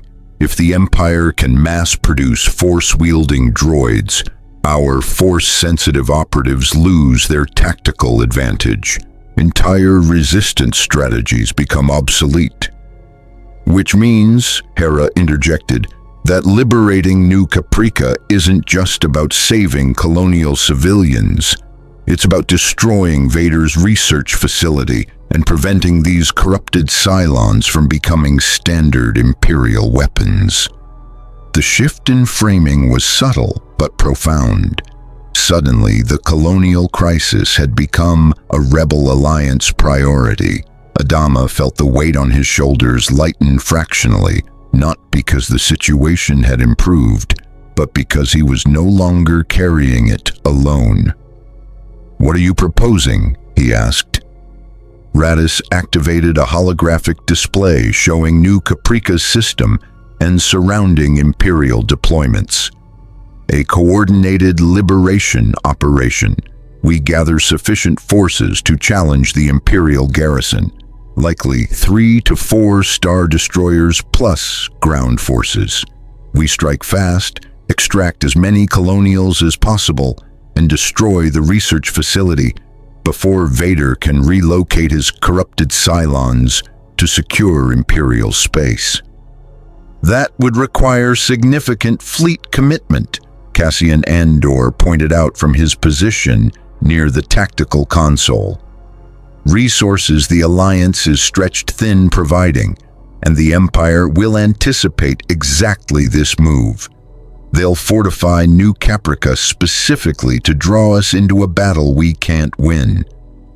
Then we don't fight the battle they expect, Apollo said, speaking for the first time since arriving aboard Liberty's Fire. His leg was in a medical brace, courtesy of Ahsoka's emergency treatment, but his tactical mind was functioning at full capacity. The Empire thinks we'll come in with overwhelming force, trying to batter through their defenses. What if instead we infiltrate first, sabotage from within, and then hit them when their attention is divided? All eyes turned to the young captain. Adama felt a surge of pride watching his son command a room full of seasoned rebel officers through sheer tactical brilliance. "Explain," Radis ordered. Apollo moved to the holographic display, his hands manipulating the tactical overlay with practiced ease. The Empire's greatest advantage is their belief in their own invincibility. They control New Caprica completely. They have 19,000 colonial hostages. They have Vader's research facility producing force-sensitive weapons. They think we're desperate refugees who barely escaped with our lives. "We are desperate refugees who barely escaped with our lives," Ty pointed out. "Exactly," Apollo agreed, "which means they won't expect us to infiltrate Imperial operations. But we have something they don't. We have colonial personnel with Imperial documentation and access codes. We evacuated our military veterans, but we left behind civilians with technical skills, intelligence assets, and people the Empire trusts because they cooperated during the occupation." Cassian leaned forward, his intelligence officer's mind already racing ahead. "You're talking about activating a resistance network inside Imperial-controlled territory, using the people who stayed behind as intelligence assets and saboteurs. And more," Apollo continued. "We have something else the Empire doesn't expect. We know how the corrupted Cylons work because we fought the originals for months. We understand their network architecture, their tactical processing, their vulnerabilities. If we can get close enough to Vader's research facility, we can upload a virus that exploits those vulnerabilities." "A virus won't work on force-corrupted machines," Ahsoka interjected. "The dark side has rewritten their fundamental consciousness. Standard programming exploits won't affect them." "Not a programming virus," Apollo clarified. "A consciousness virus. The original Cylons developed something they called a logic bomb, a recursive paradox that could cascade through networked intelligence and cause catastrophic processing failures. We never successfully deployed it because we couldn't get close enough to their base stars. But if we could introduce it into Vader's corrupted network..." The implications rippled through the conference room. If they could disable the corrupted Cylons from within, the research facility would be vulnerable. The ground forces would lose their most powerful assets, and the Empire's new superweapon would be revealed as fundamentally flawed. "It's brilliant," Hera said slowly. "Incredibly dangerous and probably suicidal, but brilliant." "Welcome to colonial tactical doctrine," Ty muttered. "When conventional options fail, try something crazy and hope it works." Radis studied the holographic display, his tactical mind weighing risks against potential gains. This would require coordination between multiple resistance cells, precise infiltration of heavily secured Imperial facilities, and perfect timing on the military assault. Any failure point collapses the entire operation. "I'm aware," Apollo said, "but it's our best chance to save the people we left behind and prevent Vader's corrupted Cylons from becoming a galaxy-wide threat." "There's another consideration," Ahsoka added quietly. "Vader himself. He'll be on New Caprica overseeing his research personally. Any infiltration operation will have to account for a Dark Lord of the Sith, whose force sensitivity can detect deception and whose combat capabilities exceed anything your people have encountered." "Can you counter him?" Adama asked bluntly. Ahsoka was silent for a long moment. "I can engage him, maybe even distract him long enough for your infiltration team to complete their mission. But Commander, I need you to understand, Vader isn't just powerful, he's relentless. If he perceives me as a threat to his operation, he'll pursue me to the exclusion of other targets. That could work in your favor, or it could mean I don't survive the mission." "I'm not asking you to die for us," Adama said firmly. "You're not asking," Ahsoka replied with a slight smile. "I'm volunteering. The corrupted Cylons represent a perversion of the Force that I can't ignore. If Vader succeeds in mass-producing them, the dark side gains a foothold in artificial consciousness that could spread beyond anything the Sith have achieved. This isn't just your fight, Commander. It's mine, too." The planning continued for hours. Alliance intelligence assets would make contact with colonial resistance cells on New Caprica, providing them with technical specifications for the consciousness virus. A small infiltration team, colonial specialists who understood Cylon architecture, would deploy to the research facility under cover of captured Imperial credentials. Ahsoka would create a diversion by directly challenging Vader, drawing his attention away from the facility, and Galactica, along with whatever Alliance forces could be spared, would provide the hammer blow, a concentrated military assault timed to coincide with the facility's sabotage, designed to extract colonial hostages and destroy Vader's research before Imperial reinforcements could arrive. It was complex, dependent on perfect execution, and almost certainly doomed to fail in multiple ways. It was also the only plan that had any chance of success. "How long do we have to prepare?" Adama asked. "Alliance High Command can authorize fleet deployment within 2 weeks, Radis replied.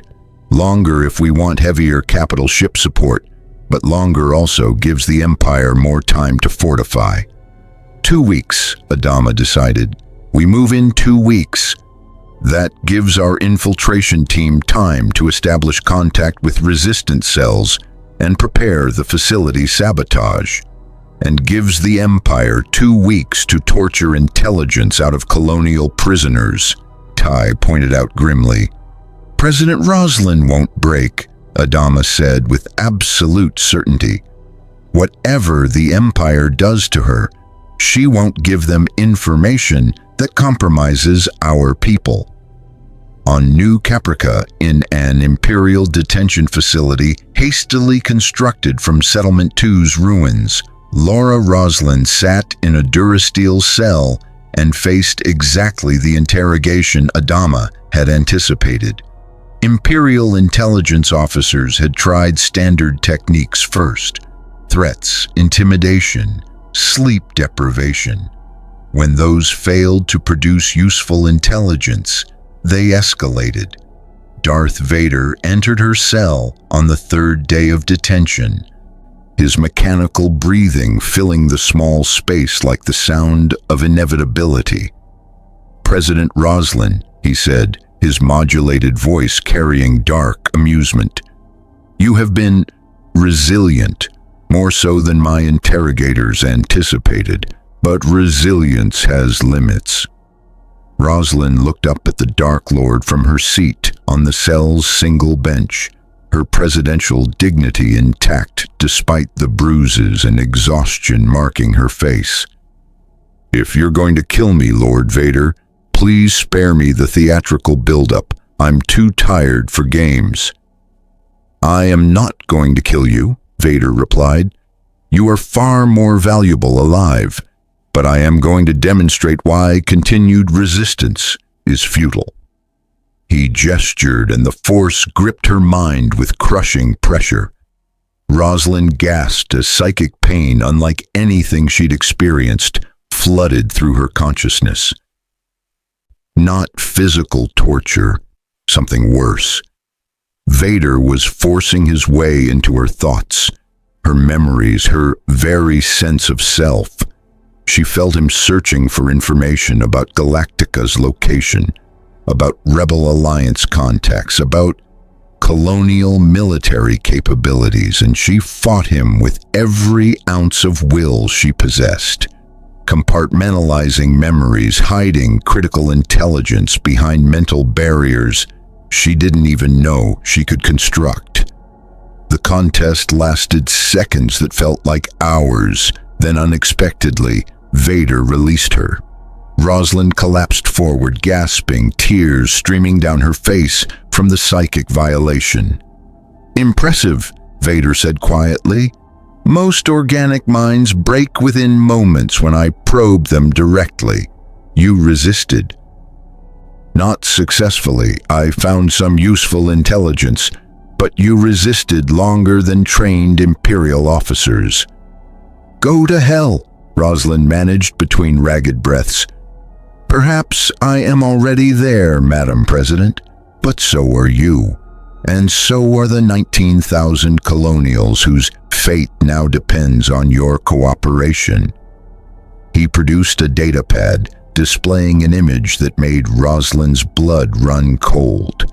Colonial civilians, families, children, elderly, being loaded onto Imperial transport ships under Stormtrooper guard.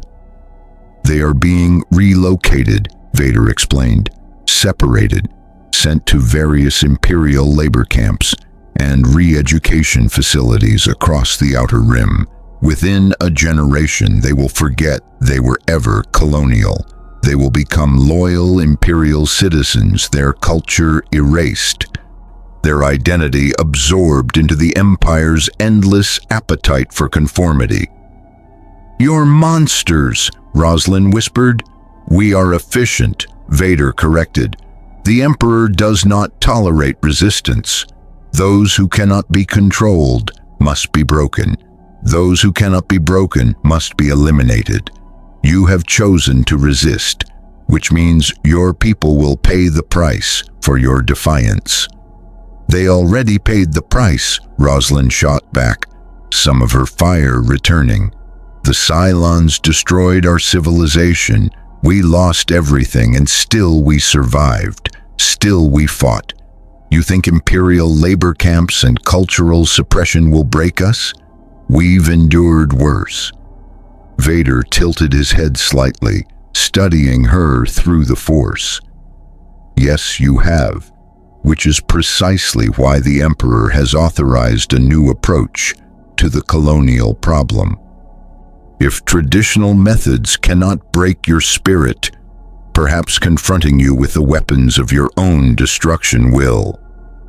He activated the datapad again, displaying footage that made Roslin's heart stop. Corrupted Cylons, dozens of them, being loaded onto transport ships, Darth Vader's personal fleet preparing for deployment, and coordinates that Roslin recognized with sinking horror. "The Rebel Alliance rally points are well hidden," Vader said conversationally. But my agents are thorough. We have narrowed Commander Adama's potential locations to 3 systems. We will deploy forces to all 3, along with our new force-sensitive weapons. When we find Galactica, we will deploy these corrupted Cylons against your people. And this time, President Roslin, there will be no escape. He left her cell, the door sealing behind him with mechanical finality. Roslin sat in darkness, her mind racing through impossible calculations. Vader knew the general area where Galactica had fled. He was deploying corrupted Cylons to hunt them, and unless someone warned Adama, the colonial fleet would walk directly into a trap. But she had no way to communicate, no access to transmitters, no leverage to bargain with. All she could do was survive, maintain hope, and trust that somehow the people who had escaped would find a way to save those who remained. 2 weeks passed in a blur of preparation, planning, and quiet desperation. Galactica's crew worked around the clock, repairing battle damage and integrating Alliance equipment. The 18,000 refugees aboard were organized into support roles. Those with technical skills helped with repairs. Those with military backgrounds received basic training with Alliance weapons, and those with intelligence backgrounds were recruited for the infiltration mission.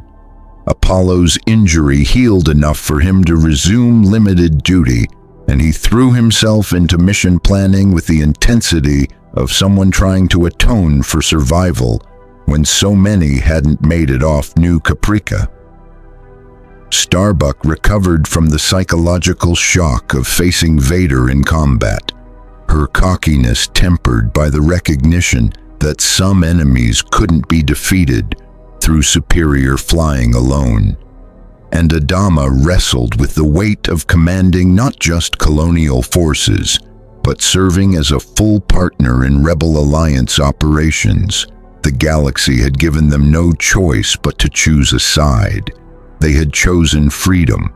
Now they would fight for it, not just for themselves, but for every being oppressed by imperial tyranny. The infiltration team assembled in Galactica's briefing room on the eve of deployment. 10 colonial specialists, engineers, intelligence officers, and former Cylon researchers sat alongside 3 Rebel Alliance operatives, including Cassian Andor. They studied holographic projections of Vader's research facility with the focused attention of people who knew they were looking at their probable graves. The facility is built into New Caprica's moon, Cassian explained, manipulating the hologram. 3 primary sections: administrative wing with standard security, manufacturing level where corrupted Cylons are produced, and deep core research labs where Vader conducts his experiments. Your consciousness virus needs to be uploaded directly into the network hub located here. He highlighted a section deep within the facility's most heavily secured area. That's suicide, one of the colonial engineers said flatly. We'd have to get past Imperial security, stormtrooper patrols, and probably Vader himself to reach that hub. Yes, Cassian agreed without emotion, which is why we're not all going to survive this mission. But if we succeed, we save 19,000 colonial civilians and prevent the Empire from deploying force-sensitive weapons across the galaxy. That's worth the price. The colonial specialists exchanged glances. They'd already lost their worlds, their civilization, everything that defined them. What was one more sacrifice in a war that had already taken so much? "We're in," the chief engineer said quietly. "Tell us what we need to do." Ahsoka stood at the viewport watching stars wheel past, her mind reaching out through the Force to touch the currents of fate swirling around this mission. She felt darkness ahead, Vader's presence like a wound in the Force, the corrupted Cylons like static disrupting the natural flow of life energy, and something else, something watching from beyond the immediate conflict, calculating and patient. The Emperor himself was aware of these events. She could feel his distant attention, his interest in how his servant would handle this colonial resistance.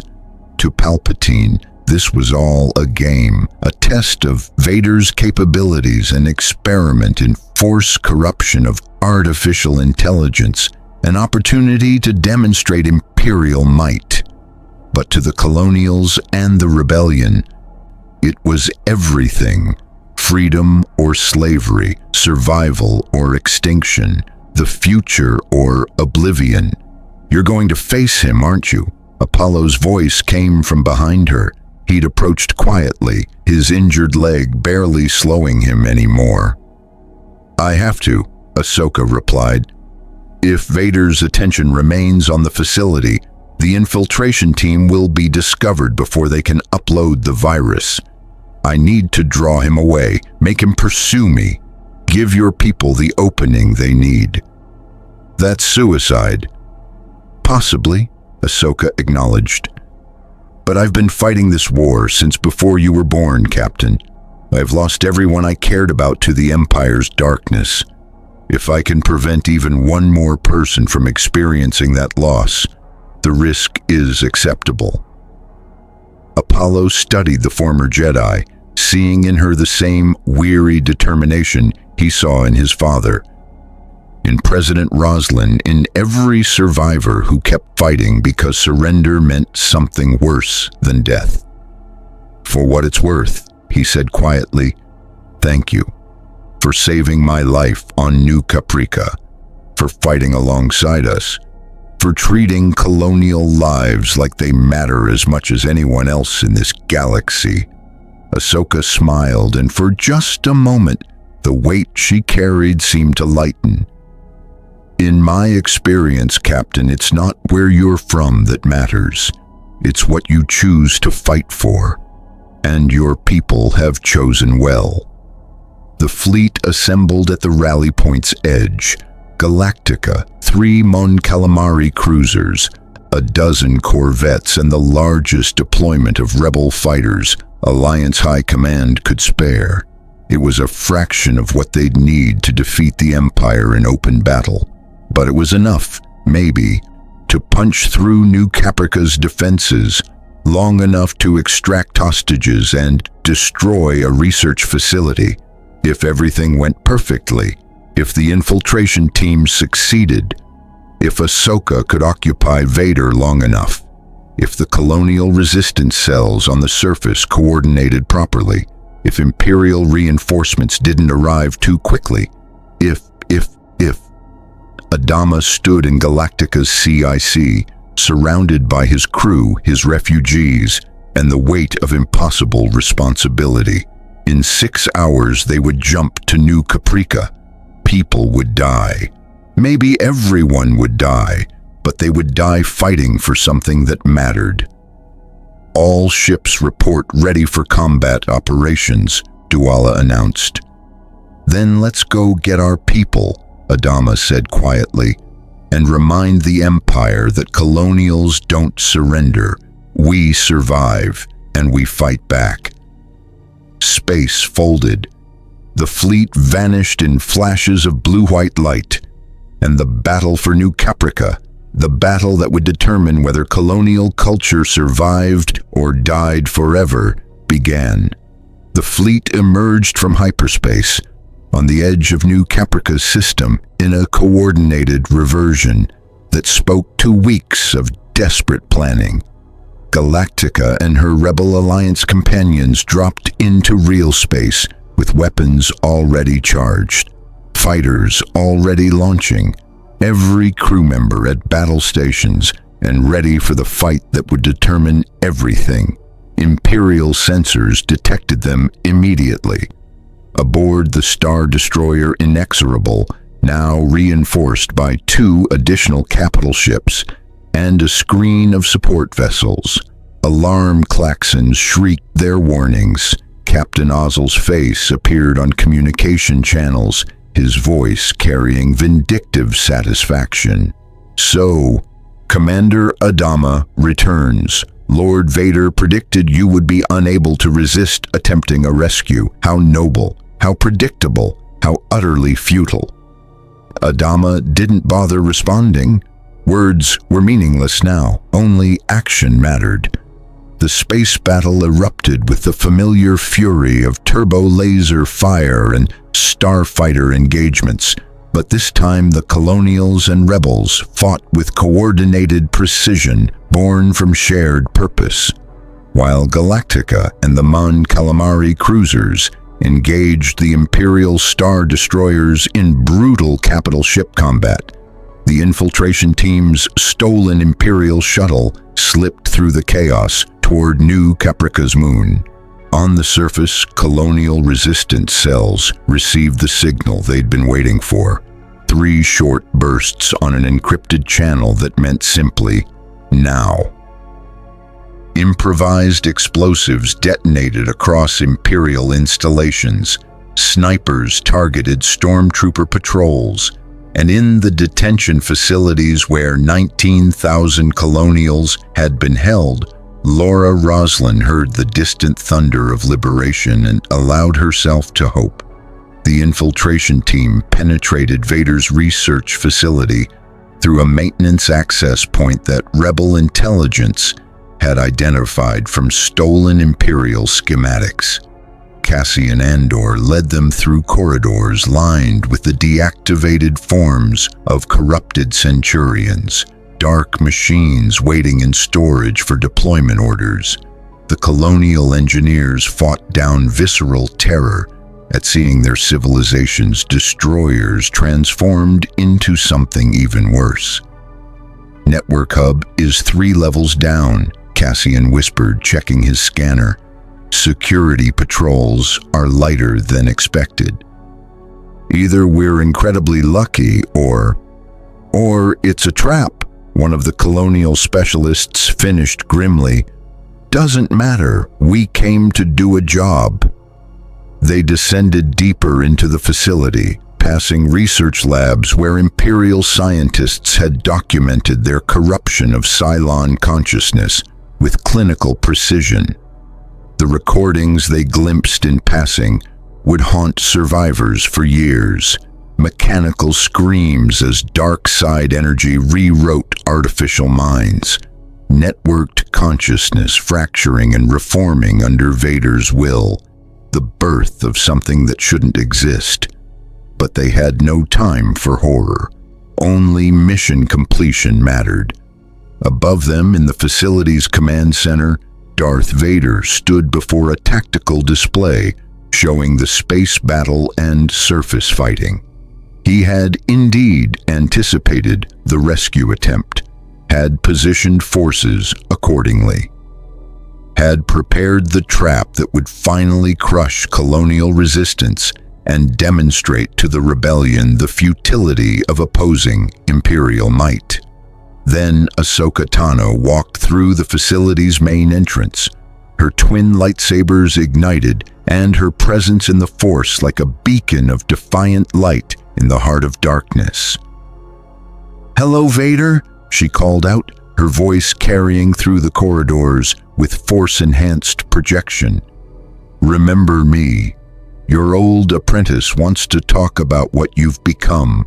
Vader's breathing accelerated, the only sign of emotion in his mechanical form. Ahsoka Tano Snips, the Padawan he had trained in a life that felt like it belonged to someone else entirely. She had survived Order 66, survived the Empire's rise, and now stood before him as living proof of the Jedi's stubborn refusal to simply die. "Ahsoka," he rumbled, his voice carrying complex currents of recognition, anger, and something that might have been regret in a being still capable of such emotion. "You should not have come here." Probably not, she agreed, falling into a defensive stance. But I couldn't let you corrupt the Force itself with these abominations you're creating. Skywalker would never have allowed it. The teacher I knew would never have allowed it. Skywalker is dead, Vader declared, his lightsaber igniting with its distinctive crimson glow. I destroyed him, just as I will destroy you. Their duel began with the explosive violence of master against former student, dark against light, the Force itself shuddering under the weight of their confrontation. And as Vader's full attention focused on Ahsoka, the infiltration team reached the network hub undetected. The colonial engineer stared at the interface with something approaching religious awe. This is it, the central consciousness matrix where all corrupted Cylons are networked. If we upload the virus here, then do it, Cassian ordered, providing security while the engineer worked. We don't have much time. The engineer's fingers flew across the interface, adapting colonial programming protocols to Imperial systems, inserting the logic bomb into the network architecture. The virus was elegant in its simplicity, a recursive paradox that asked networked consciousness to simultaneously acknowledge and deny its own existence. Two Cylon minds evolved beyond their original programming. The question would cascade through their shared intelligence like a fatal error, propagating through corrupted code. Upload complete, the engineer announced. Virus is active and spreading through the network. Estimates suggest full propagation in 90 seconds. Then we need to be gone in 60, Cassian said. Move. They ran back through the facility's corridors, but the alarm had already been raised. Imperial security had detected the network intrusion.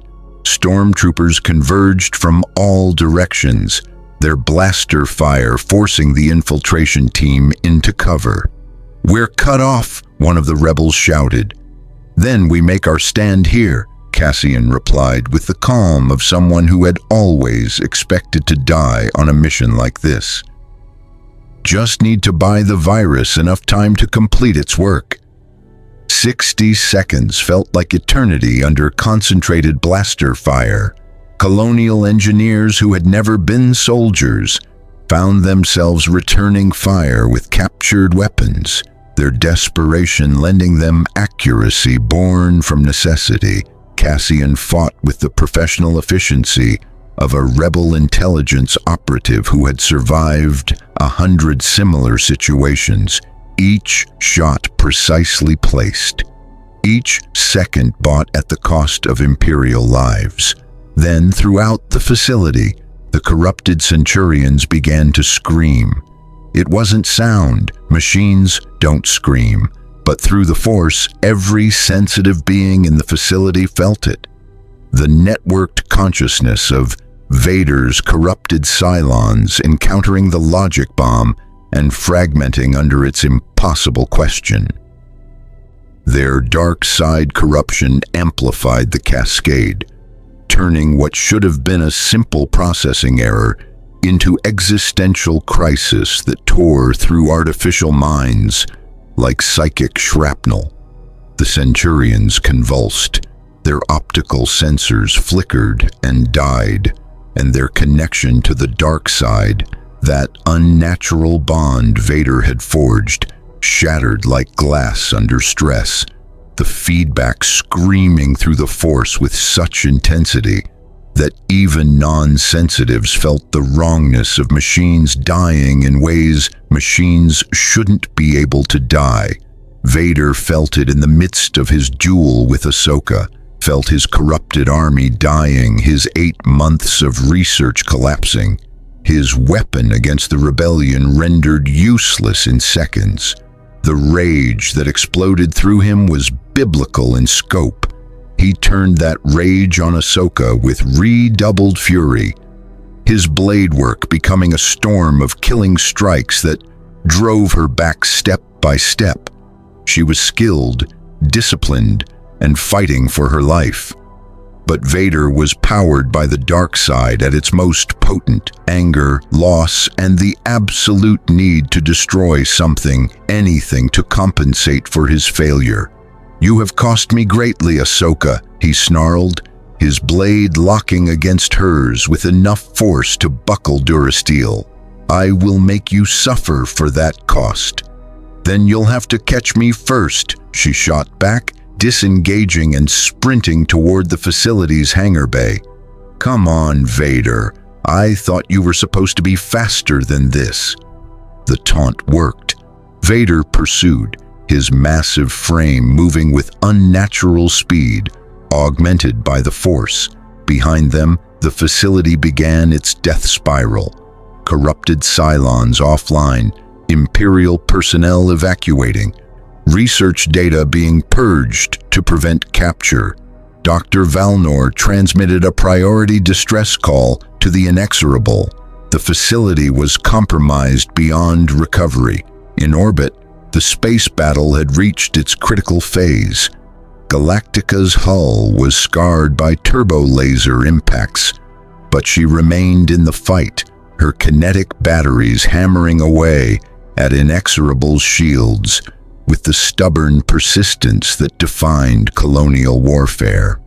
The Mon Calamari cruisers coordinated their fire, exploiting weaknesses in Imperial formations that decades of fighting the Empire had taught rebel tacticians to recognize.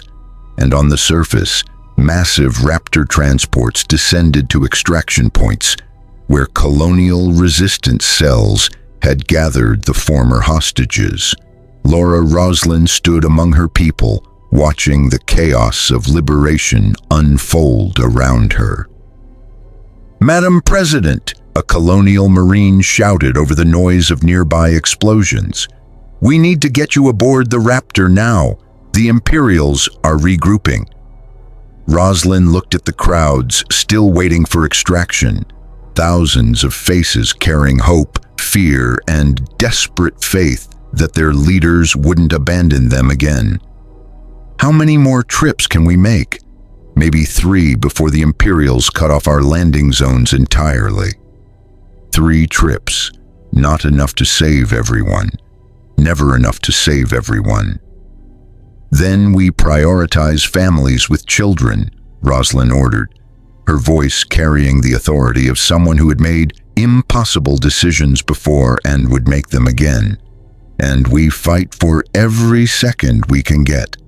The extraction continued under fire as stormtroopers realized what was happening and moved to prevent it.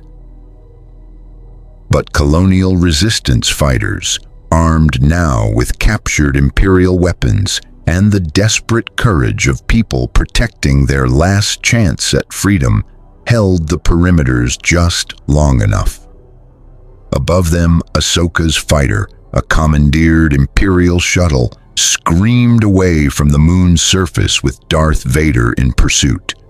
His TIE Advanced matched her every maneuver, his fury making him reckless in ways that tactical doctrine would never permit.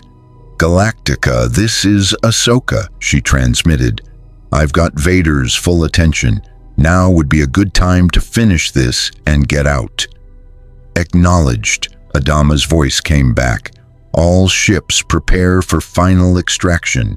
We're jumping in 5 minutes whether everyone's aboard or not." The final minutes were chaos, distilled to its purest form. Raptors lifting off overloaded with refugees. Vipers providing cover against TIE fighter interdiction. Capital ships trading devastating fire at ranges where shields meant little and armor meant less.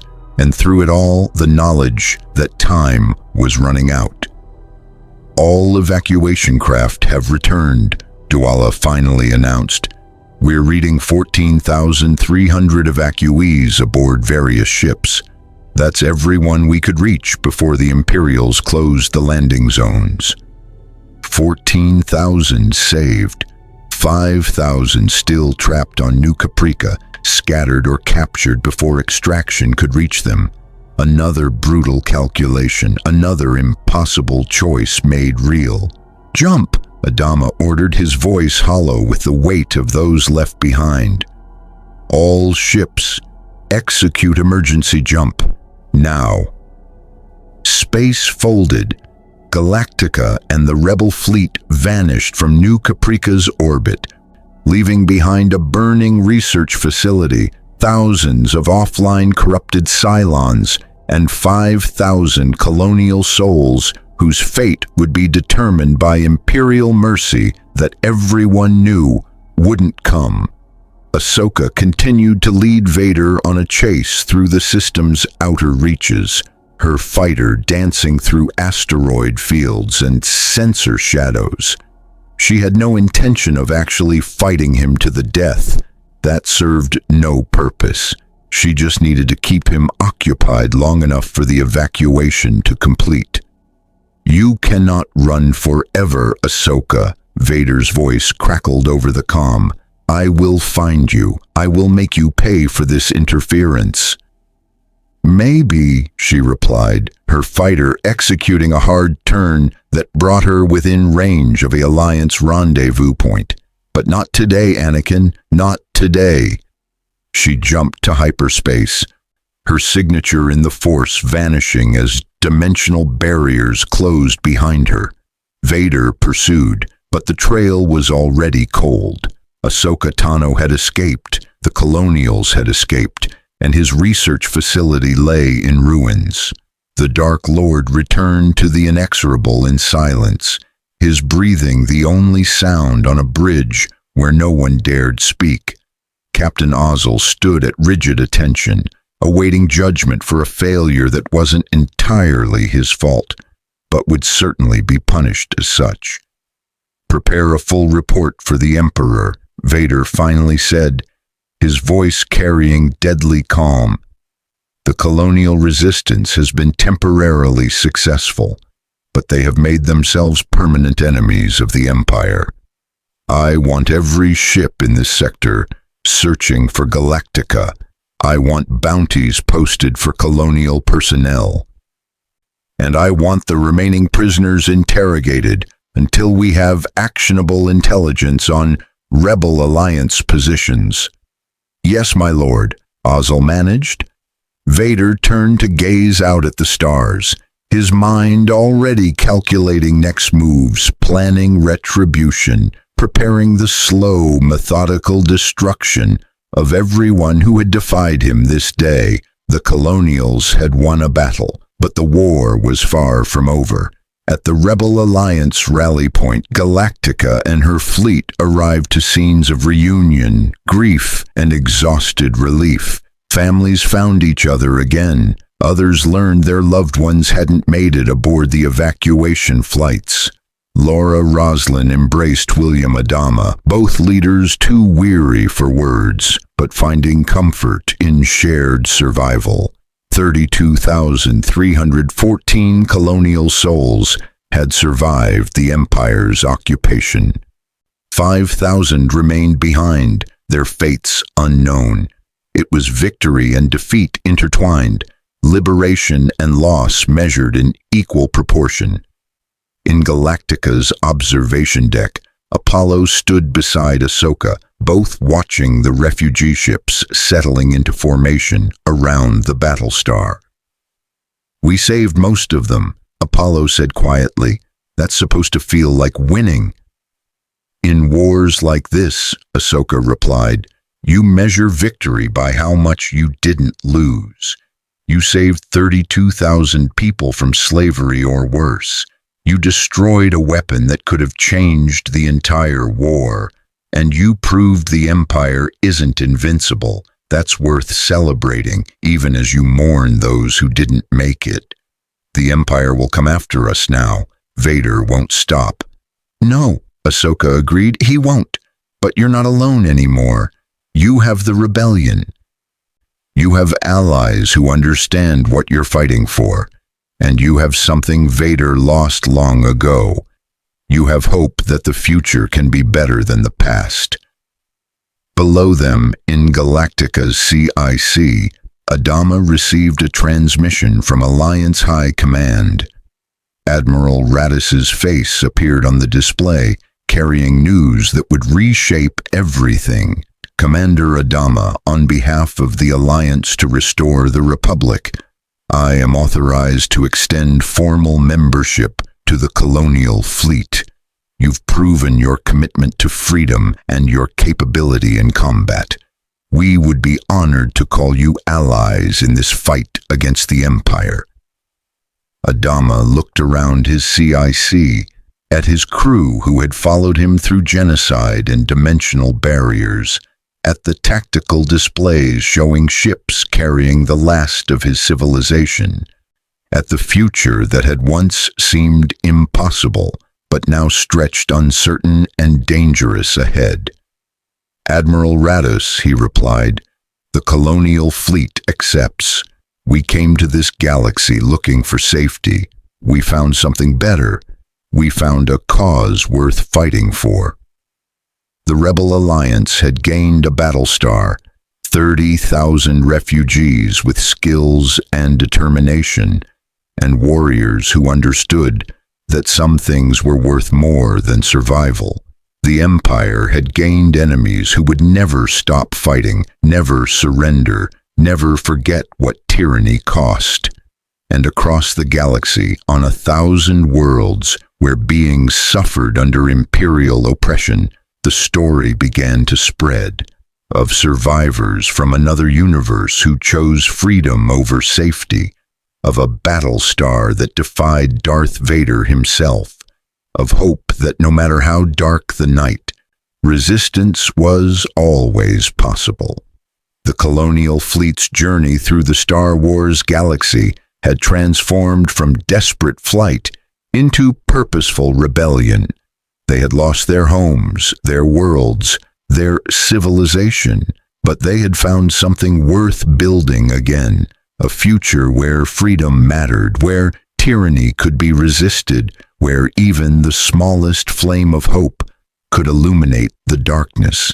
Galactica would fight on, the colonials would endure, and the Empire would learn that some spirits, once forged in the fires of genocide and tempered by impossible survival, could never be broken. So say we all, thanks for watching. Subscribe to Beyond a Galaxy. Stay tuned for more epic galactic stories. And don't forget to comment the character you want next.